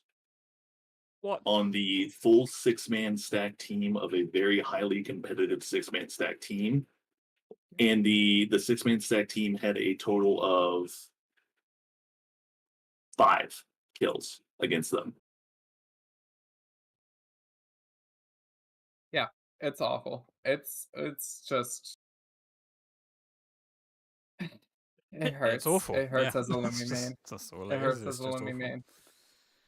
Yeah. But There's something about the fact that every time a game has like a healer, it doesn't matter which game, it doesn't matter what genre, it's just that nobody knows how to balance them properly. Like, how do you make it so that a healer isn't too strong? That if it does damage, how much damage should it do? If it needs to have survivability to keep on healing, should it be 2 beefy so that it can't just be soloed? But then do you know it's a mess.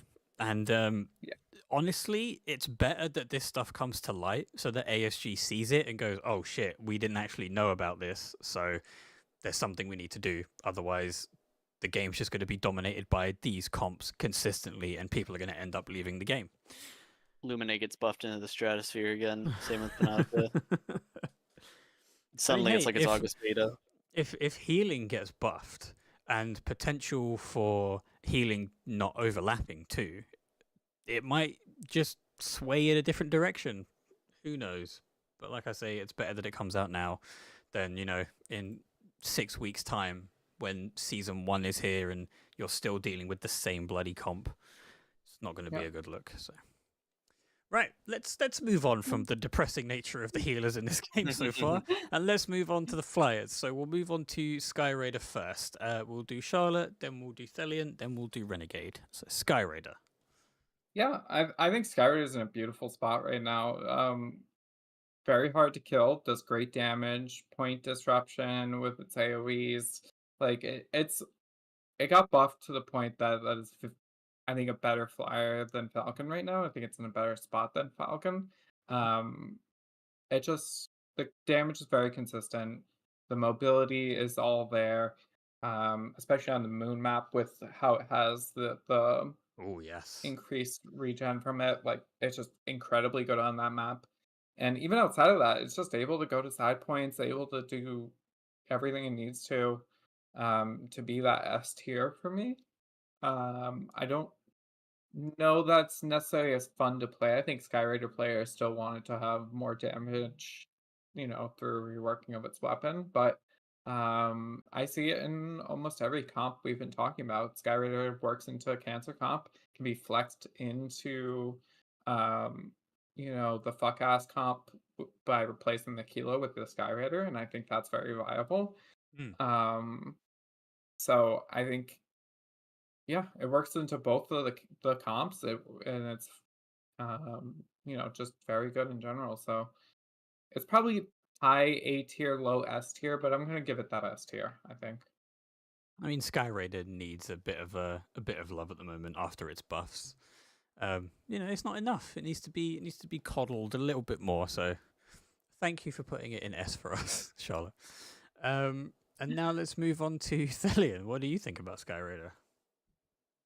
Very, very annoying is what I'll say. It's not too much of an issue. Like as Stellaris, I'll grapple, kill it, whatever, call it a day. But when I'm trying to stealth cap and that Sky Raider knows, I'm trying to stealth cap, and it's just it'll drop its bombs, glorp on me, whatever you want to call it. It's not a fun time, and it is one of the things that I noticed disrupts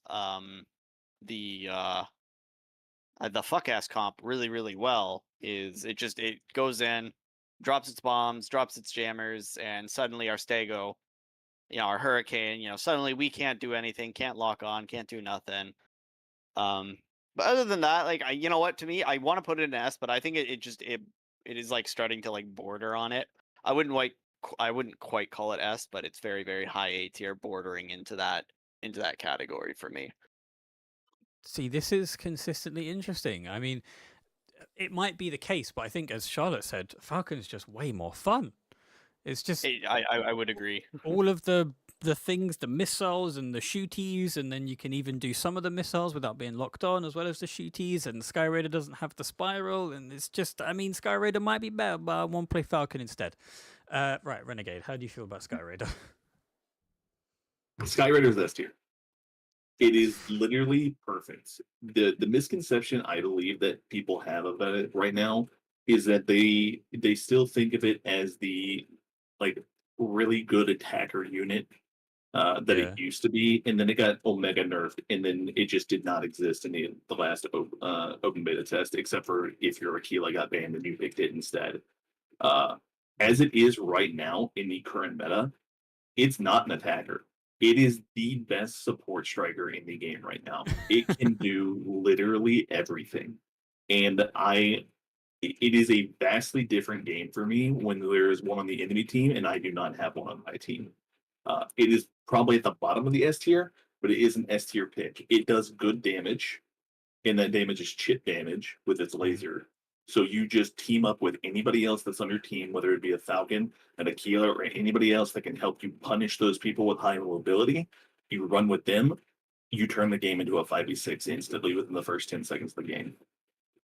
It's disruption, one of the best defensive utility abilities in the game. It does so much work versus the high energy damage DPSers like Aquila, Inferno. It even helps some of the melee. It helps stop Falcon missiles. It basically does everything. It's very good.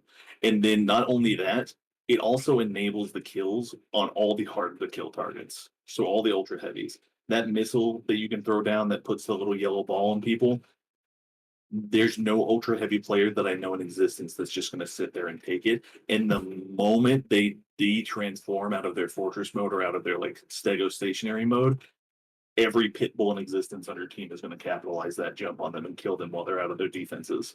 It's the best enabler striker in the game, and I would honestly say it's kind of a mandatory pick right now. So this is why people are saying that Sky Raider is better than Falcon right now. It's not because of any extra potential damage output. It's not because it's faster. It's not necessarily because it has more energy than it.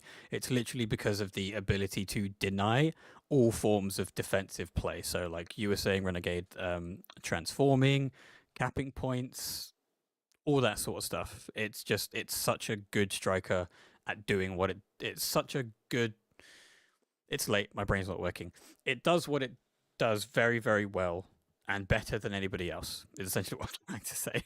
It is, like I said, it's the best support striker in the game currently because it lets the rest of your team have fun. Yeah. Okay. And then we will come to Falcon, the one that people are saying is dog water tier at the moment. Not sure that I fully agree, just as a side note. Yeah. But what do you think, Charlotte? So here's the thing.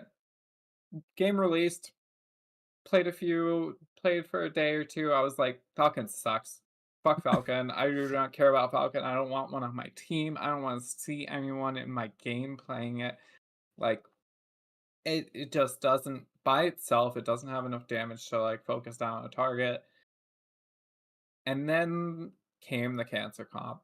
And the cancer comp being what it is, being hyper aggressive, having that tons of single target focus, Falcon works perfectly into it. It has all the speed to keep up with it, a lot of damage when it's being added on to everyone else's damage. No one's able to focus it either because there's so much pressure on that comp. Like, it's just never can die.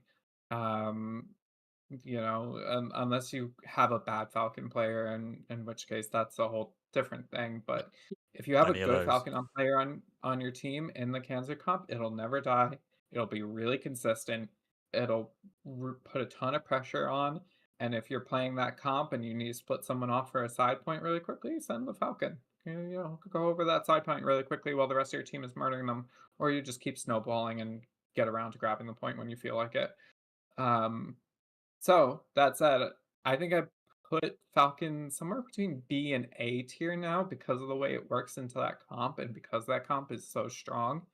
By itself, probably C tier, if you're just playing it on ladder, but if you're actually playing competitive and it is such a key part of that comp that I'm going to give it that A tier though, because it is vital that you have the double flyer for that comp, in my opinion. So, and that comp is just so strong right now that it brings its whole tier up probably higher than it individually deserves. But yeah, that's how it works right now. So if I could just ask for a point of clarification. So you say that if you're like solo queuing ladder, or even if you're maybe 2 or 3 stacking, you say that Falcon is C tier. Why would that be? Because there's not enough team focus onto who the Falcons could focus on, and because Lumi is so prevalent, Lumi's able to heal through that Falcon damage pretty easily. When you take out the Lumi from the situation, which the cancer comp does, because it's just not viable, and it will die too fast. Or if it does play into it, it got not punished. But when you're playing a Falcon on ladder, it's very easy to just get countered by Lumi. That's kind of the short of it. Lumi will be able to out heal the damage that you do, and usually your team is not going to be coordinated well enough to focus in the damage that's coming from the Falcon. So it's just going to get really spread out. It's not that you won't get kills now and then, but you're never going to carry a game as a Falcon. And I think if you have absolutely zero ability to carry, you go into C tier on the ladder for me. If you have some ability to carry, maybe into the B tier, but you really need something there, and Falcon just doesn't have it when she's by herself. Okay, fair enough. And Thellian?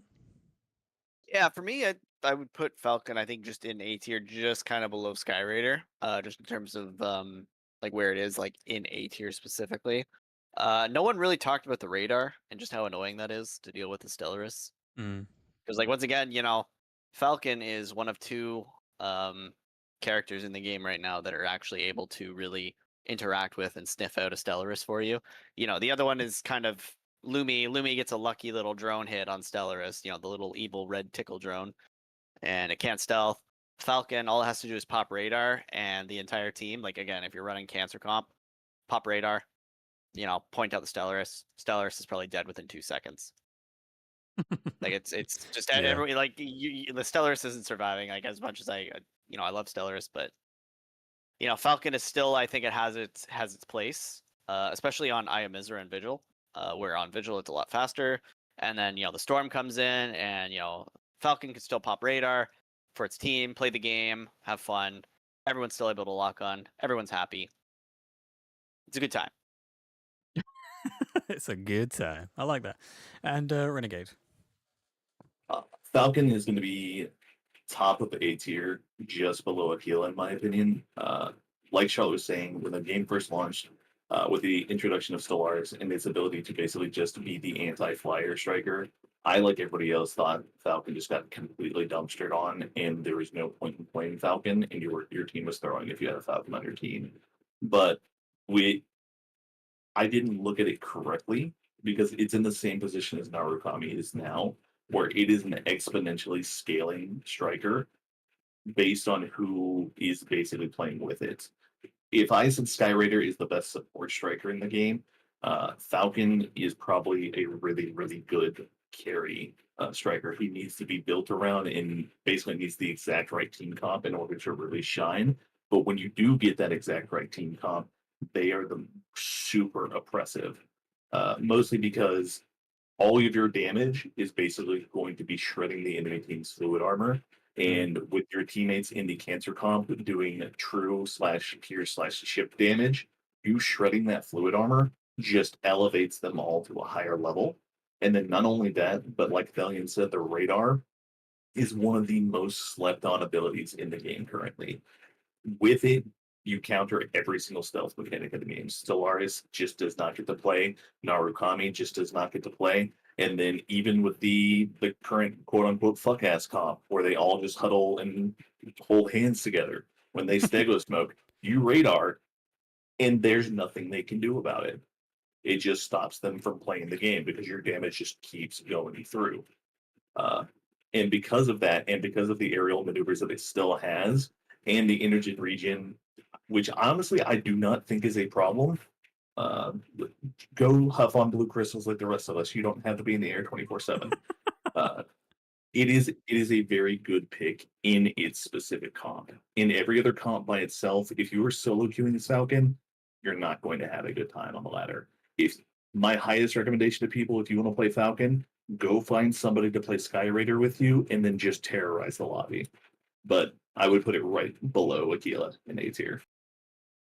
That's really interesting. So the question that I wanted to ask you in particular, Renegade, is, and just a one-word answer, who wins in the matchup between Falcon and Aquila in a 1v1? Aquila. Okay, cool. Good to hear you say that. Was there something somebody else wanted to say about this? I thought I heard somebody No, try. No, I don't think so. No. no. Okay, it's just my headset going a bit mental. So we have moved on from the Flyers, and now we are going to move on to the Ultra Heavies. Let's go to Hurricane, then we'll go to Inferno, and then we'll go to the Dinos. Yeah. Hurricane.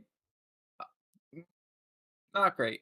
Hurricane works in the fuck ass comp, which is true. It's part of that comp, but it's one of the weaker parts of it. In general, Hurricane just gets very punished by melees. That hasn't changed from last beta. It just doesn't have the tools to stay alive. It's very easy to focus. Its damage isn't bad. Its actual abilities aren't bad, but they need a reworking of some kind to keep it more survivable. So even though it works into the fuck ass comp, what would normally be something that's C tier is getting a bump to the B tier just because it is part of that comp. But I think by itself, Hurricane is just too easy to kill. That's kind of the short of it. It's an ultra heavy that just feels like it's made of paper at the end of the day. So yeah, B tier. Same as Aquila. And Renegade, what's your thoughts on Hurricane? Hurricane is awful. You are literally throwing if you pick Hurricane. And I say that based on my teammate, my good friend, is a Hurricane main. And every single time I ask him, how do I play Hurricane? He goes, here, I'll teach you how to play Hurricane. And then he goes, what you want to do is you want to go to Striker Select, and then you want to pick literally anything else. And the reason behind that is because, unfortunately, if there is more than one melee on the enemy team, you do not get to play the game. Your kit just has literally nothing to deal with melee who are good at the game. And because of that, you don't get to have fun. Now, there are certain situations where you would pick Hurricane, mostly only on payload maps. You would only pick it on payload maps, and you would only pick it in order to basically combo with another ultra heavy such as Inferno to just pop all of your abilities and melt the enemy Stego / Tricera into the ground to where they cannot be healed through it. And besides those specific niche situations, Hurricane is just in a really bad spot. Fair, short and concise. How about you, Thellian? Yeah, so right now, like, I have to agree with Charlotte. I think at least just like minimum B tier, just because at least right now it has a place. And I guess that's kind of contradicting with Naru being placed in C, I'm realizing now. But I'll still kind of stand by that C tier Naru. But Hurricane, yeah, just kind of at least has a place in fuck ass comp. At least just for decoy drones and for dome. Like, you know, that's fine. But otherwise, like, again, you're picking this in ladder, you're picking this in any kind of balanced comp, you're straight up throwing. Like, just don't do it. You're gonna get dogged by 2 melee, 1 melee even. You know, the Welkin is just gonna flashbang you. And you're gonna be, you know, rendered completely, like, you know, obsolete by that alone. And then you're gonna die. At least you got some decent sort of point denial, but, you know, it's not really worth anything if you just die outright. Yeah, makes complete sense to me. And so on the flip side, of course, I can never remember if Hurricane's the sister or the brother. But on the flip side, Inferno. What are we thinking, Charlotte? Inferno's in a okay spot. It doesn't really like perform to a crazy point, but it's consistent. It's survivable with its Trans Am, so it's a little bit harder to focus than Hurricane. Um, its damage is better than Hurricane. It doesn't obviously give the team tools, which is why you see Hurricane in Fuckhouse Comp and you don't see Inferno in there. I know there's been some iterations of Cancer Comp trying to roll Inferno. But I think Inferno lives in that B tier, probably above Hurricane, but still in that B tier. There's not enough there, and it doesn't synergize well enough for either comp. It kind of works in the Cancer comp, but I don't think it's one of the strongest parts of that comp. I think that's something that could be flexed pretty easily. So definitely in that B tier for me. And as I'm looking at it, basically the way my tier list works right now is like S tier, always pick it onto your team. In like the current meta, A tier is like almost always, B tier is like on occasion you pick, C tier is almost never you pick, and D tier is gonna be never ever pick it. That's how my tier list is shaking out here. So B tier for Inferno, sometimes play it, depending on the comp and flex and who you have on as players on your team. Yeah, that makes sense. So then let's continue that trend then. We'll go to Renegade first. Is this similar to how your tier list is working, or is yours formatted slightly different? And then we'll get your thoughts on Inferno, and then we'll do the same with Thellian. Basically, my tier list is heavily skewed just on what is going to have a position in a high level team comp, in my opinion. Are going to be basically the mandatory picks. If you don't have them, you're not going to be able to run at full efficiency. A's are pretty much the flex picks, the ones that can be interchanged in and out for the comp. If you don't have one of them, it's not the end of the world. You can pick something else to go with them. B's are kind of just like they're good strikers, like they're in a really good spot significantly on their own. They just don't really have a position on a team comp currently, with C's needing a lot of help, and D is if you pick it, you are trolling. Okay. Good to know. And thoughts on Inferno? Inferno Inferno is in a really awkward position, in my opinion, mostly because its kit is very, very good right now. It is probably the most balanced kit on its own, in my opinion. It does its role very, very well, which is just pushing out a lot of energy damage. The problem with it is that it provides zero utility. It is the one of the most selfish playstyle strikers in the game, and requires basically your team to play around you as the playmaker and the main damage dealer on the team. Because of that, if you want to climb on the ladder and you want a damage dealing mech that you know you can carry with, pick Inferno. If you are in a team comp and you're trying to win high team coordinated team play games, Inferno is probably not the pick. Easy peasy. And what about you, Thellian? Yeah, so I have to agree with Renegade's take just on, Inferno being, a striker that has no utility whatsoever. Like, if you want to play like a damage dealing striker that at least offers some degree of like team utility, again, just pick Aquila, because at least Aquila has the functionality of the Claw. At least Claw is going to be able to help your team out. Again, you see that Welkin, Claw his ass when he has his Ox 3 up and then point it all out to the team. There you go, that Welkin dies. Easy peasy. Inferno has a much harder time dealing with that Welkin due to the existence of the Ox 3 negating, all that energy damage that the Inferno pumps out. Inferno is way too bursty, way too slow to recover all of its shotgun shots. The shotgun shots now don't even deal piercing damage, which is a huge loss for Inferno's like value. Just as being like this, very close range, almost unga bunga, play style. Yeah. And then at least, it has the benefit of, over Hurricane with at least Transam, right? It can Transam, and if you manage that well and you move well, you can at least survive. But again, it's something you're gonna have to like you play around that Inferno with your team. You need to build around it, manage it. It's just if again like maybe I'm too Aquila brained, but like if I had to like if you told me to pick Aquila and Inferno like and put them both on a team, I'd just say no, just play the Aquila and then play something that can at least offer a little more team utility. Like a Sky Raider, for instance. I kind of almost actually regret now putting Sky Raider in A tier because, like, listening to Renegade and Charlotte's points on Sky Raider's, team utility while still providing that solid damage output. But yeah, to me, I'm putting in like Inferno just in B tier, like right next to Hurricane. Just at least the siblings can stay together. And in terms of your tier list, is it similar in format? Like S is 100%. Yeah, Yeah.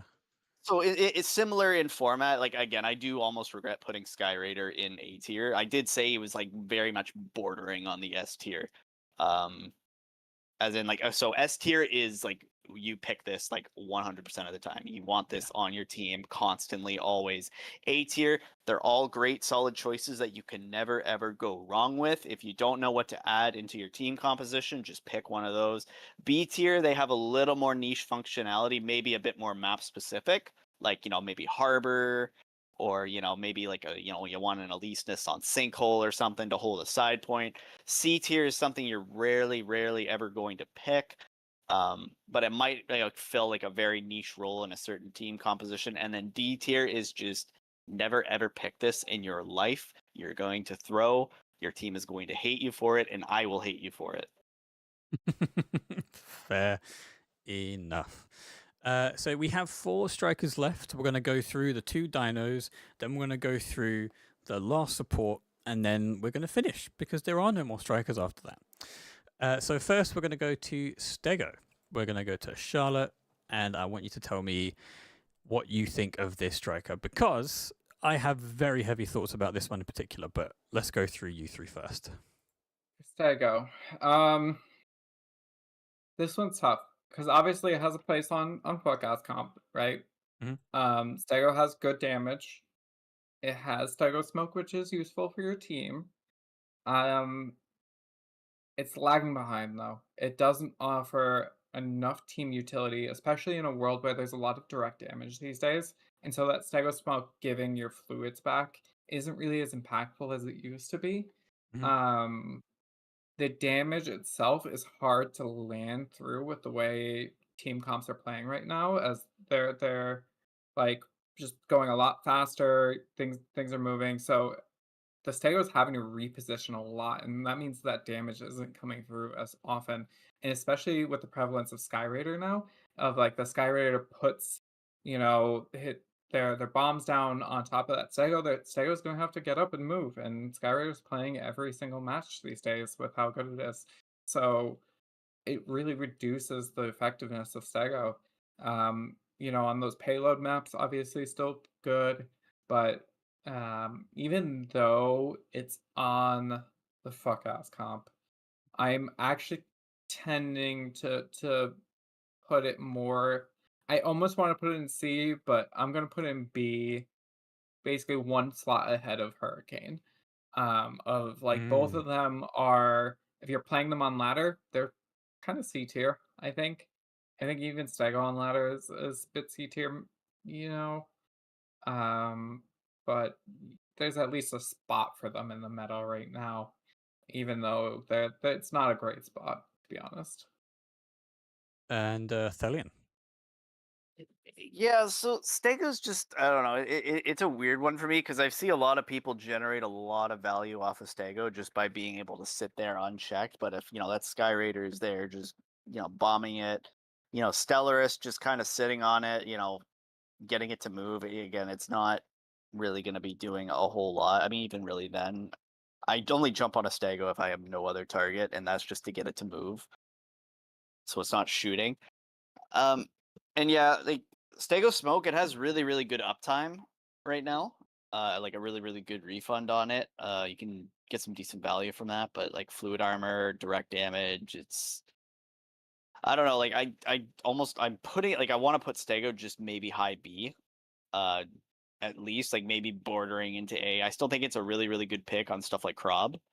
Or not Krob, sorry, like Kate Blanc and Stella, just because it's able just to sit there. If it's able to sit there and shoot, you're denying cap, and that's a great tool to have.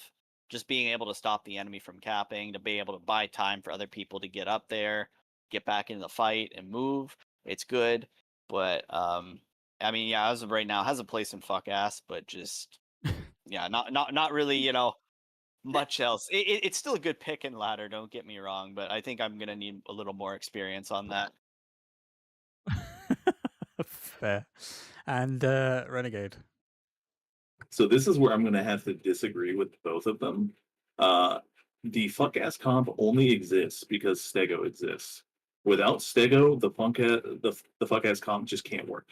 The smoke is not just for the fluid regeneration. It regens it regens their fluid armor, yes. But the main reason you want to use it is so that way everybody who's sitting in your smoke with you is now is basically has stealth, and then you can sit there and reset and get your Welkin, your Tricera, or whatever ultra heavies you have in the comp back up to full health after they just got bursted down by the enemy team. So without Stego and Stego Smoke, that comp would not be able to be basically as annoying and oppressive as it is right now. Especially as Stego right now, who is a good Stego player. Stego is mislabeled. It is not an ultra heavy attacker. It used to be. It used to be a great ultra heavy attacker in the OBT. It is now an ultra heavy defender. Its entire purpose is to basically enable the rest of its ultra heavy brothers to do their job. And a good Stego player basically does nothing but practice their cooldown reset rotation, and that's it. So in that, I would probably put it at the high B tier, just bordering on A tier. Interesting. So the reason why I said I had a pretty big opinion, I guess, on this particular striker is because I agree that Stego's kind of dog right now. I don't really play Stego, but I genuinely don't think a Stego is ever really a threat either. Like, a Stego sits his ass down and just starts pressing all the buttons and firing all the things. As a Falcon, as a Stellaris, Panther, whatever, go behind him, take his health out, and force him to move. there really doesn't seem to be any other gameplay other than that singular loop. And maybe I'm just finding really bad stegos, but stego just doesn't seem very good right now. Please, one of you, tell me if I'm wrong, but I think he's fucking D tier right now. Oh no! If you're climbing, Definitely, he's not D tier, 100%. There is someone who fits that bill way better than Stego does, and we will get into that shortly, my friends. We're it is. almost there. Yeah, go ahead. Right. No, you're good. You're good. I was gonna say Stego is D tier only if you are solo queuing Stego. Like if you intend to pick Stego and try and carry your team to victory, you're gonna have a bad time. If you have like a minimum 3 to 4 friends who can play around you and know how to say Stego, please save me, and you press your little smoke ability, and then you sit there and be like, look, I'm contributing, and then you press it again so it gets a 3-second cooldown. Then you'll have a good time, and your team will thank you for it. I don't know. I just like the smoke is good for the fluid armor regen, but you can see Stego through that fucking smoke as any other striker. And for the purposes of being able to hide, I don't know. Maybe I'm just fighting consistently terrible Stegos and fine. But I do want to say yeah. one quick thing against Renegade too. Talking the smoke. Just earlier we were talking about Falcon. And obviously that radar negates smoke, and they have pretty similar cooldowns. It's not that far off. So a Falcon that's playing, so say you're playing Cancer Comp into Fuck Ass Comp, right? Of the two Nightmare, I'm pretty sure Cancer Comp wins that, but point being, Falcon can just radar, see through the Stego smoke, and not have to worry. Oh no, I would 100% agree. Cancer Comp beats that 100% of the time because Falcon exists. In fact, I stated that when we were tiering Falcons. The only reason why I rate Stego so high is that when you're doing just ranked ladder, you don't have the benefit of knowing what the enemy team is going to pick. And because so few Falcon players are sticking with Falcon to play Falcon, they are incredibly rare at the high end rank of the ladder, the leaderboard, and like in the high elo play. So if you basically just get a group of 6 stacks or 5 stacks and you run the fuck ass comp with Stego, you can run undefeated without sweating at all. Like it's so easy to play. Definitely. Yeah. You could be right. Again, it's just it doesn't seem. I've made my case, and that's where we're going to leave that for now. Okay, so we are going to move on to the other dino, bro. It's Tricera. How are we feeling about Tricera, Charlotte?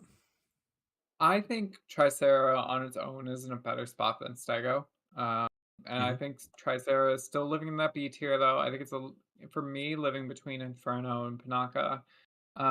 The healing drones are a nice benefit. The taunt is a nice benefit. There's a lot of team utility there. The damage, if you time the howitzers with your team and coordinate them coming through, can actually burst down people decently well. Yes. So I think it has a little more to offer than Stego in this meta, but again, we're talking into these limited comps here. When you talk ladder, you talk maybe a balanced comp comes out depending on bans in a competitive situation. I think Tricera is always the better pick than Stego if you have them both up. It just brings more of that utility through healing and through taunt. Then I'm really seeing the value of the Stego smoke, especially into how it works. When you're on a payload map, Tricera is going to be able to live on that payload more than the Stego is, so it kind of beats out on the utility there as well. And yeah, it just felt like it used to be the damage from Stego was so significant that it surpassed Tricera based off of that damage it was able to do, but now it just isn't able to do that damage as effectively. So Tri has kind of gone higher in value for me than Stego. Sorry, where did you put Trike?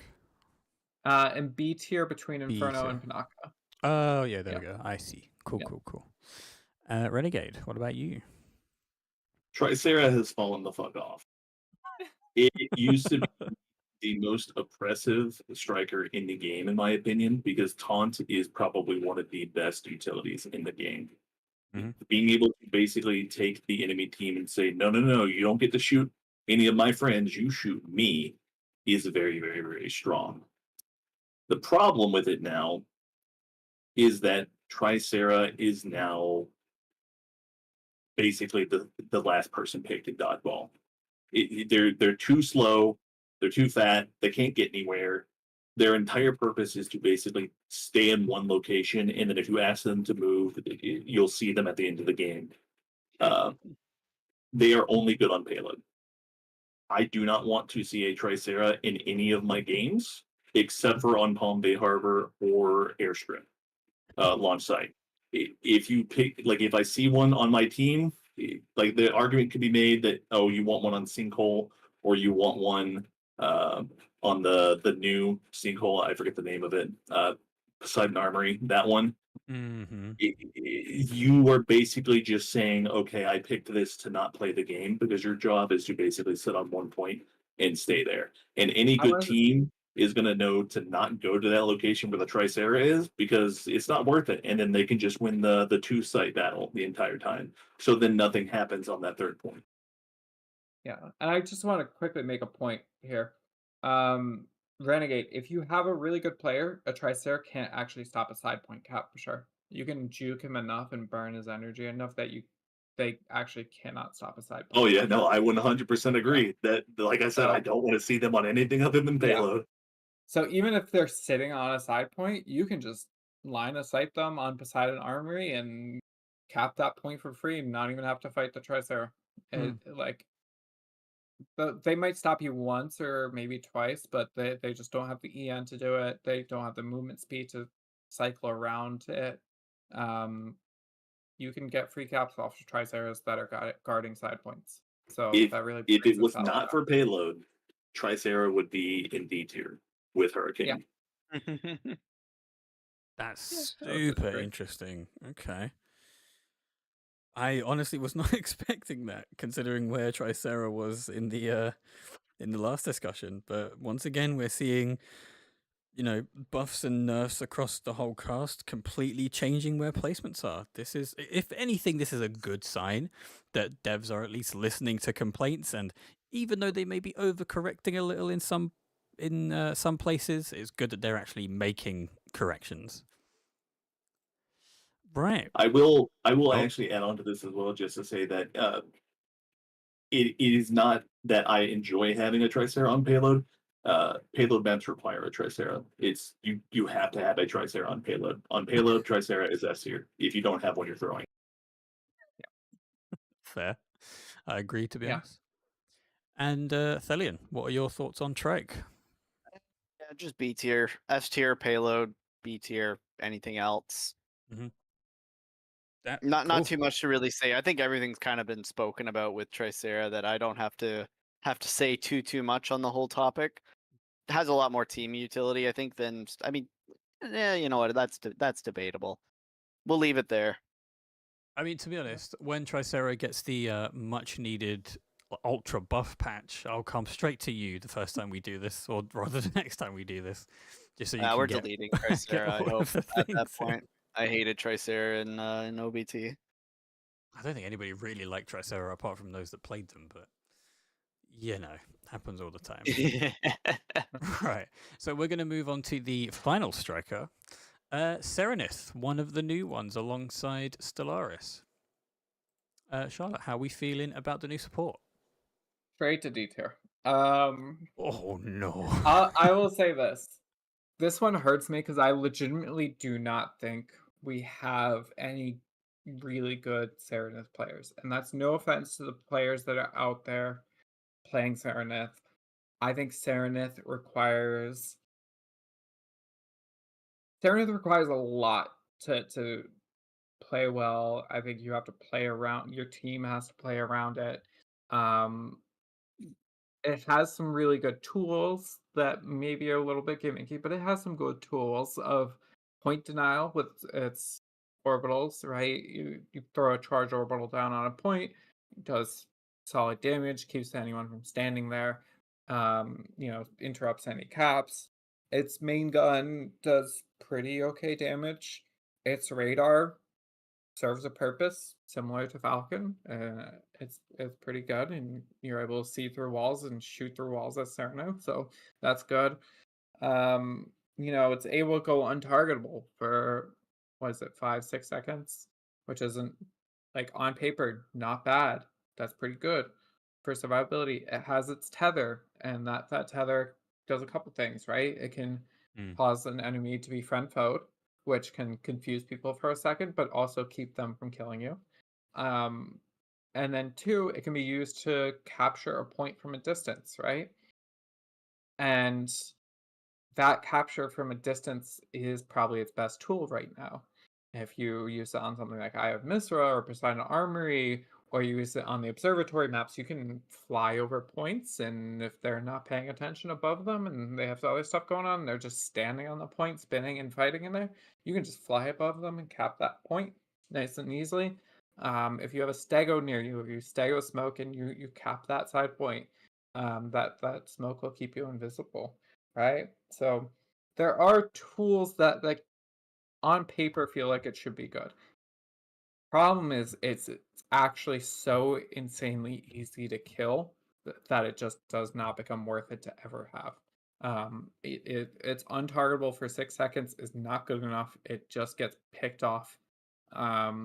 The friend foe doesn't really help you that much either when you have 4 people diving onto you. The damage isn't high enough that it's better than anything else really in its category. When you're talking radar, you already have Falcon bringing that to the table now on these comps. So there's some things there, like it just has everything it does, someone else does better, except for the range capture. And that range capture isn't good enough, is kind of gimmicky, and if a really good competitive team knows there's a Serenith on the enemy team, they're going to keep an eye out for it. In a competitive setting, there's never going to be a stealth cap from a Serenith for the most part. It's going to be, all right, enemy team has a Serenith, everyone go focus them, free kill, and then we snowball. Yeah. And there's not much they can do about it. So, D tier. It really needs buffs kind of across the board if it's gonna climb this tier list. And that is our first D tier list striker of the day. And wow, I honestly wasn't expecting that either. I thought Serenith at least had some usage in, like you were saying, Charlotte, the ability to tether to things and use from a distance, like pull the payload or get a key or whatever.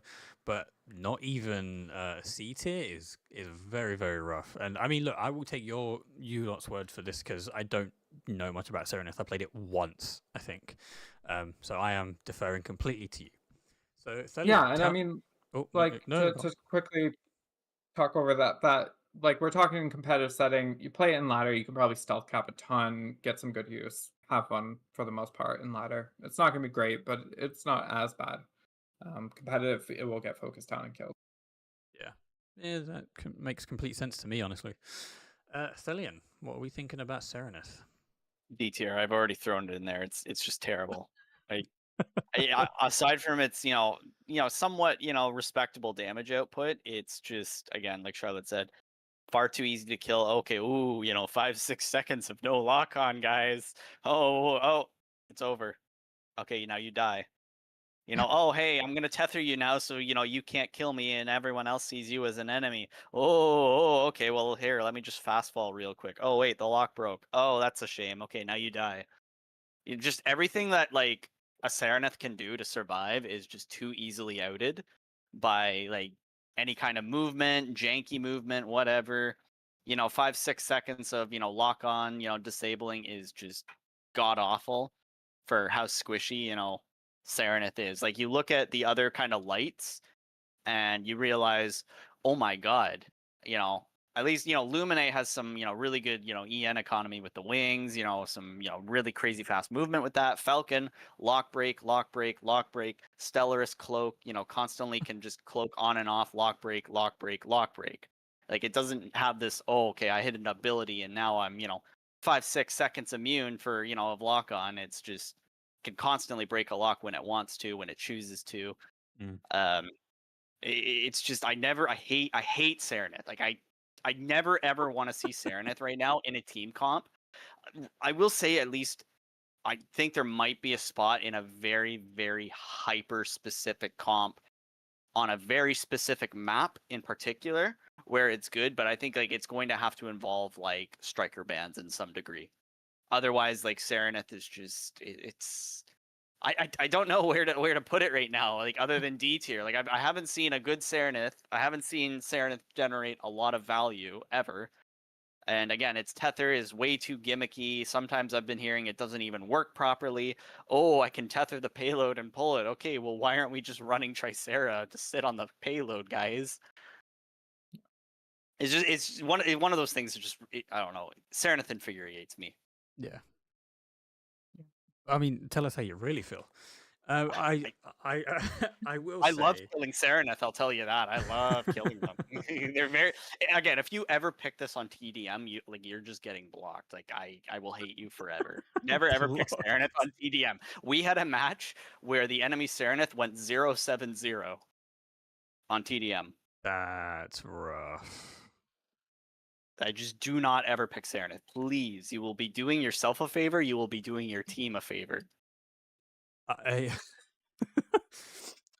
So the thing that I was going to mention is I do hope we get these striker bans coming into ranked, because I think it does wonders, not only for forcing players who are in ranked at a specific level to multi-role, but it also gives you a taste of what a true competitive, like officially run tournament environment is.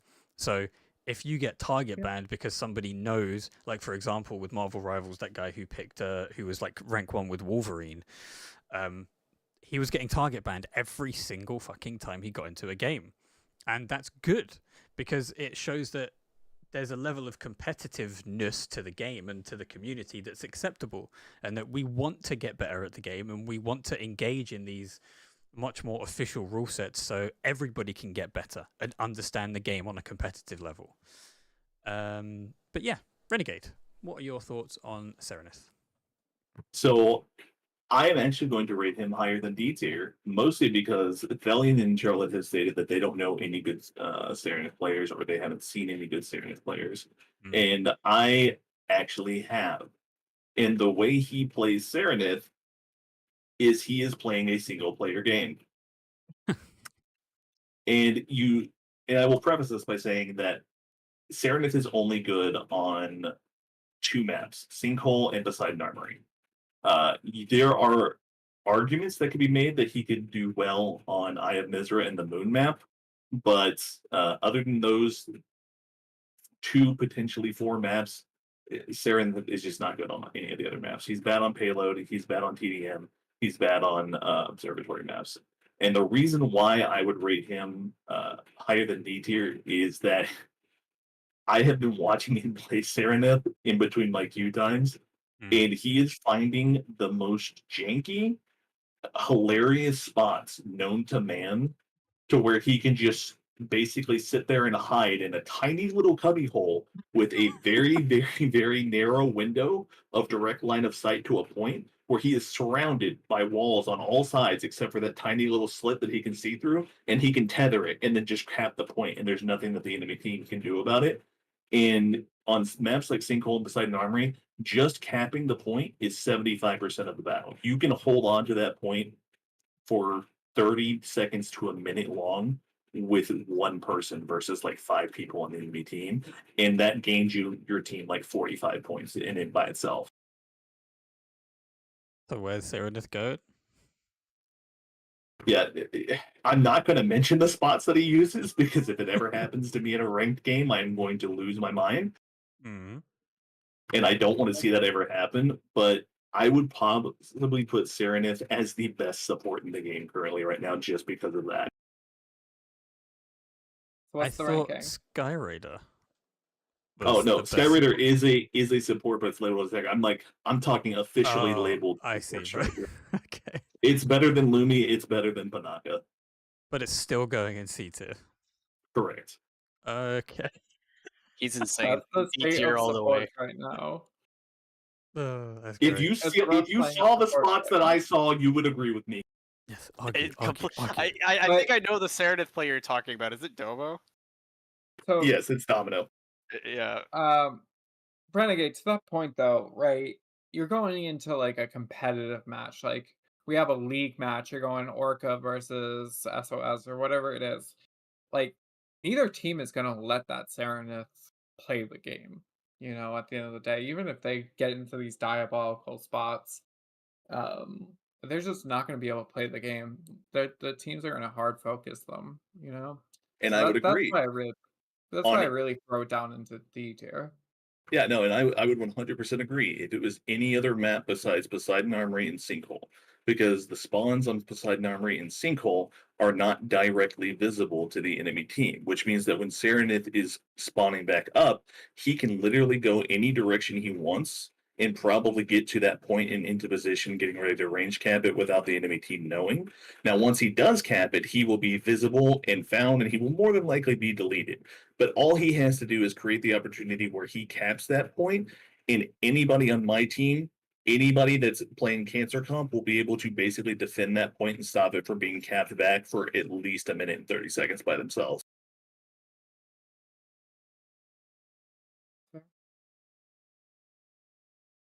Damn, was that it? I wanted more drama. No, I'm joking. So we have come to the end. There are currently no more strikers to talk about, right, Thellian? There's none, like zero. Oh no, we haven't addressed the elephant in the room just yet. Go on, Thellian. You start us off.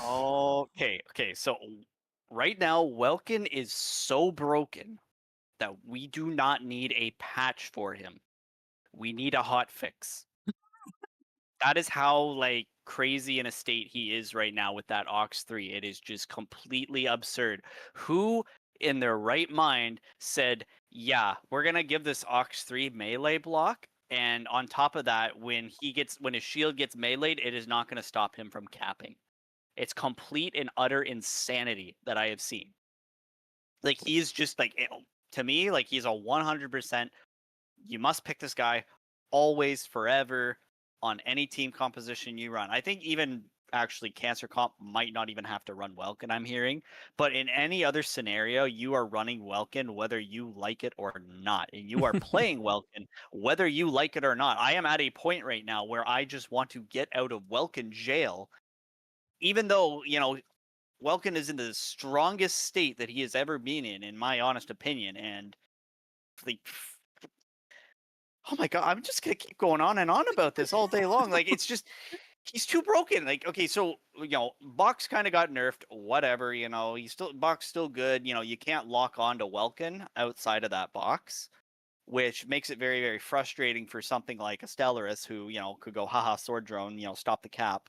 Can't do that when the box is up. Very difficult for a Stellaris to break the box. I think they have to go into the rapid / combo to actually pop it. So you're kind of really reliant on the team to pop it for you, to deny it. So really, it's like at the end of the day, the only person who can truly contest a Welkin at the moment is another Welkin. True. Like it's Yeah.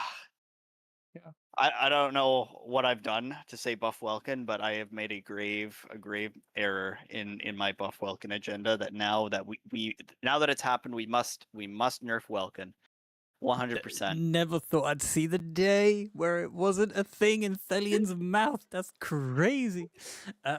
So, this again is a thing that I encountered in the Mecha Break General channel. Nerf Welkin, Buff Welkin was supposed to just be a meme. It wasn't supposed to be a suggestion. But for some reason, ASG thought, oh, that's a great idea. So let's just do it. And now, like you say, it's miserable. Renegade, what are your thoughts on Welkin? Welkin is the most broken piece of shit in the game. 100%. To put it in perspective, I have never touched Welkin a day in my life before launch. On my ult, I decided to use my ult to learn new strikers, because all I did was play Aquila. I started picking Welkin. I'm not even good at Welkin. I just go to objectives, I press my 3, I press my box, I've capped the objective, and then I move on. I don't even team fight. I just win the objectives. And then a team member of mine who has also never touched Welkin before a day in his life is queuing into the top 5 positions on ladder right now and playing Welkin. And all he's doing is either holding down left click and screaming into the mics that I am spinning, look at me, I am spinning. And then he'll occasionally say, oops, I am out of energy. And then he goes back to screaming, I am spinning. And then he just does 700,000 damage at the end of the match. Charlotte, So yeah, Welkin is how top do of the you tier. feel about Welkin? Yeah, again, Welkin gets a tier of his own above S tier. Welkin is stupidly broken, absolutely absurd. Don't know how much more there is to say about it. It's like I already had problems with Welkin last beta, and again when we did the tier list, then Welkin had a tier of its own then, and it somehow got better. I don't know how they looked at it and said this needs to get better. It's so hard to stop it from capping points these days, right? Of like Lumi is one of its counters, but Lumi's getting blown up all the time these days, right? It's really Yeah. dangerous to play Lumi. So to play Lumi in that closer range to a Welkin to stop that cap, super dangerous, crazy dangerous. Like, and then outside of that, there's other things that could break that box, but not as much. Aquila can break it with good focus, and if it has the ammo, Skyrider doesn't really break it. Panther doesn't break it. Stellaris doesn't break it. Falcon, if it has its heavy missiles up, does break it. But you have to be in the right position. You have to make sure that those heavy missiles land, which isn't going to be all the time. Narukami doesn't break it. Inferno also gets blocked by its new shield, so it can just cap while an Inferno is shooting at it, and there's nothing Inferno can do. Very fair. Tricera doesn't really stop it well. Panaka can put down walls, but again, healers are just getting blown up. Stego can break box, which is one of the good things about Stego. Hurricane, I believe, can also break box, but no one wants to play a Hurricane because it dies. It's just there's not many tools for it to deal with it, especially on the high end, right? One of the only consistent tools to deal with Welkin is another Welkin, which is just not fun. When you say like, all right, there's a Welkin in the game, no one can do anything about it except for our Welkin. Our Welkin has to play better than their Welkin, and nothing else really matters. Or we're running a for the most Panther. part. Yeah, or a Panther. Right? Panther is technically a counter for Welkin, but there's plenty of ways for a Welkin to open up avenues to play around that Panther, through the support of your team. So the one small weakness from Welkin is that Panther kind of counters it, but it's not significant enough. And yeah, it just needs to be nerfed. One It needs to small be hit. segue. Yeah. One small segue into the Panther versus Welkin argument. Fun fact: if you time your cooldown reset for Welkin's Ox 3 shield, you can actually never be lanced by Panther. Oh, yeah. So Yeah, you that's have a right. direct counter play to your counter as Welkin. It is the Yeah. only striker that has that. Yeah, as long as you're facing the Panther, when he plunges and tries to lance, you can just Ox 3, and it's Yep. just still no lance damage for you, loser. Yep. Mhm. So I mean, it's insanity how it is right now. Like I would say it needs to be hit with a bat, but no, it needs to actually be like lobotomized. This thing needs to go to some 1950s hospital and just get taken out back. Oh my god. I don't know how else to put it. Like this thing, I just don't want to see it in the next meta at all whatsoever. I think it just needs to be hit so hard that it goes down to like B or C tier, just so it's not being Mhm. in these competitive teams, because we've just been seeing it so much, and every time it's been overpowered lately. So yeah, I'm sorry. Take it out back, put it Get down. up back and shoot it with a shotgun in the face. Right. It needs it. Thank you, everybody, for watching. This has been another incredible tier list discussion from week 2 of Mecha Break. I will start with Thellian to Renegade to Charlotte if there's anything you want to plug, and then I'll do my closing stuff, and then I'll let you all go. Yeah. Yeah. Oh, yeah, sorry. So I'll quickly plug in actually just the again the Mecha Broken EU server, just because again I think they're hurting for players. People are looking for teams over there trying to form up for a possible EU community tournament. Mhm. And I think we need a little more teams to really get that kind of going. But yeah, no, I right now I wholeheartedly just I want to see EU be a little more prominent in the overall community of Mecha Break, because right now there's very little attention on EU, and I'm hoping that with more events happening and stuff, CSUN goes, oh hey, maybe we should give EU a little more focus. Hey, I'm trying, man. I'm trying in my own small way. Anything else, though? No, that's it. That's all I've got. Hell yeah, Renegade. The only shout out I really have is people for calling for nerfs for Aquila. Please stop suggesting to nerf my mobility kit. It is literally the only thing that keeps me alive. If you take that away from me, I will die on repeat. So what we need to put in all of our stream titles from now on is hashtag #GutWelkin and hashtag Nerf Mobility Kit. Cool. Please Thank you for that, Renegade. And hashtag Buff Stellaris, by the way, guys. Yes, hashtag Buff Stellaris. And finally, Charlotte. Yeah, I got a couple things to shout out really quickly. Of course, come and join the Mecha Scrim community here. We have in 10 minutes a Mecha University class on Narukami, but also in the relevance to competitive, this coming Sunday, we have the start of the Summer League, which is going to be every Sunday from roughly 1 to 5 in the afternoon, playing 2 matches every hour. Between the teams, and then that'll culminate in a tournament on August 23rd, which currently has a $2,000 prize pool. We're looking to grow that as well. But yeah, that'll be really, I think, the start of the competitive scene here. That's going to be where we're going to see how these tier lists actually hold up and if any comps get really moved around. So yeah, Hell yeah. Please go over to NA and support for sure. Right, time to do all of my housekeeping. So, my name is Danarai. Thank you, everybody, for watching. This is one of 2 podcasts that I do that I upload to YouTube. The other one is a lore podcast that I do with Az, who's also a mod in the Mecha Break main Discord.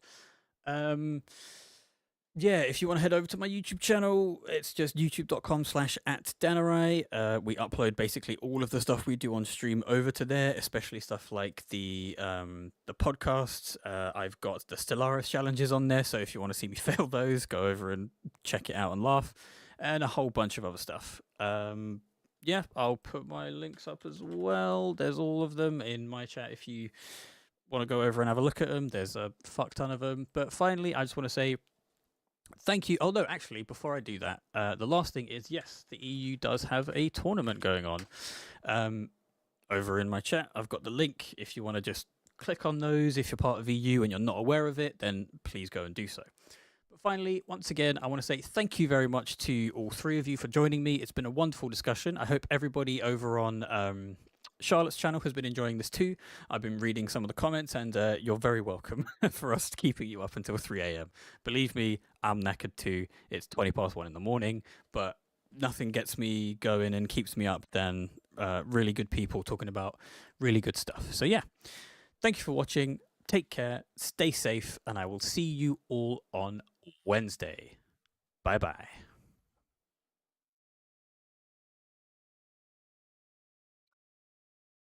All right. I need to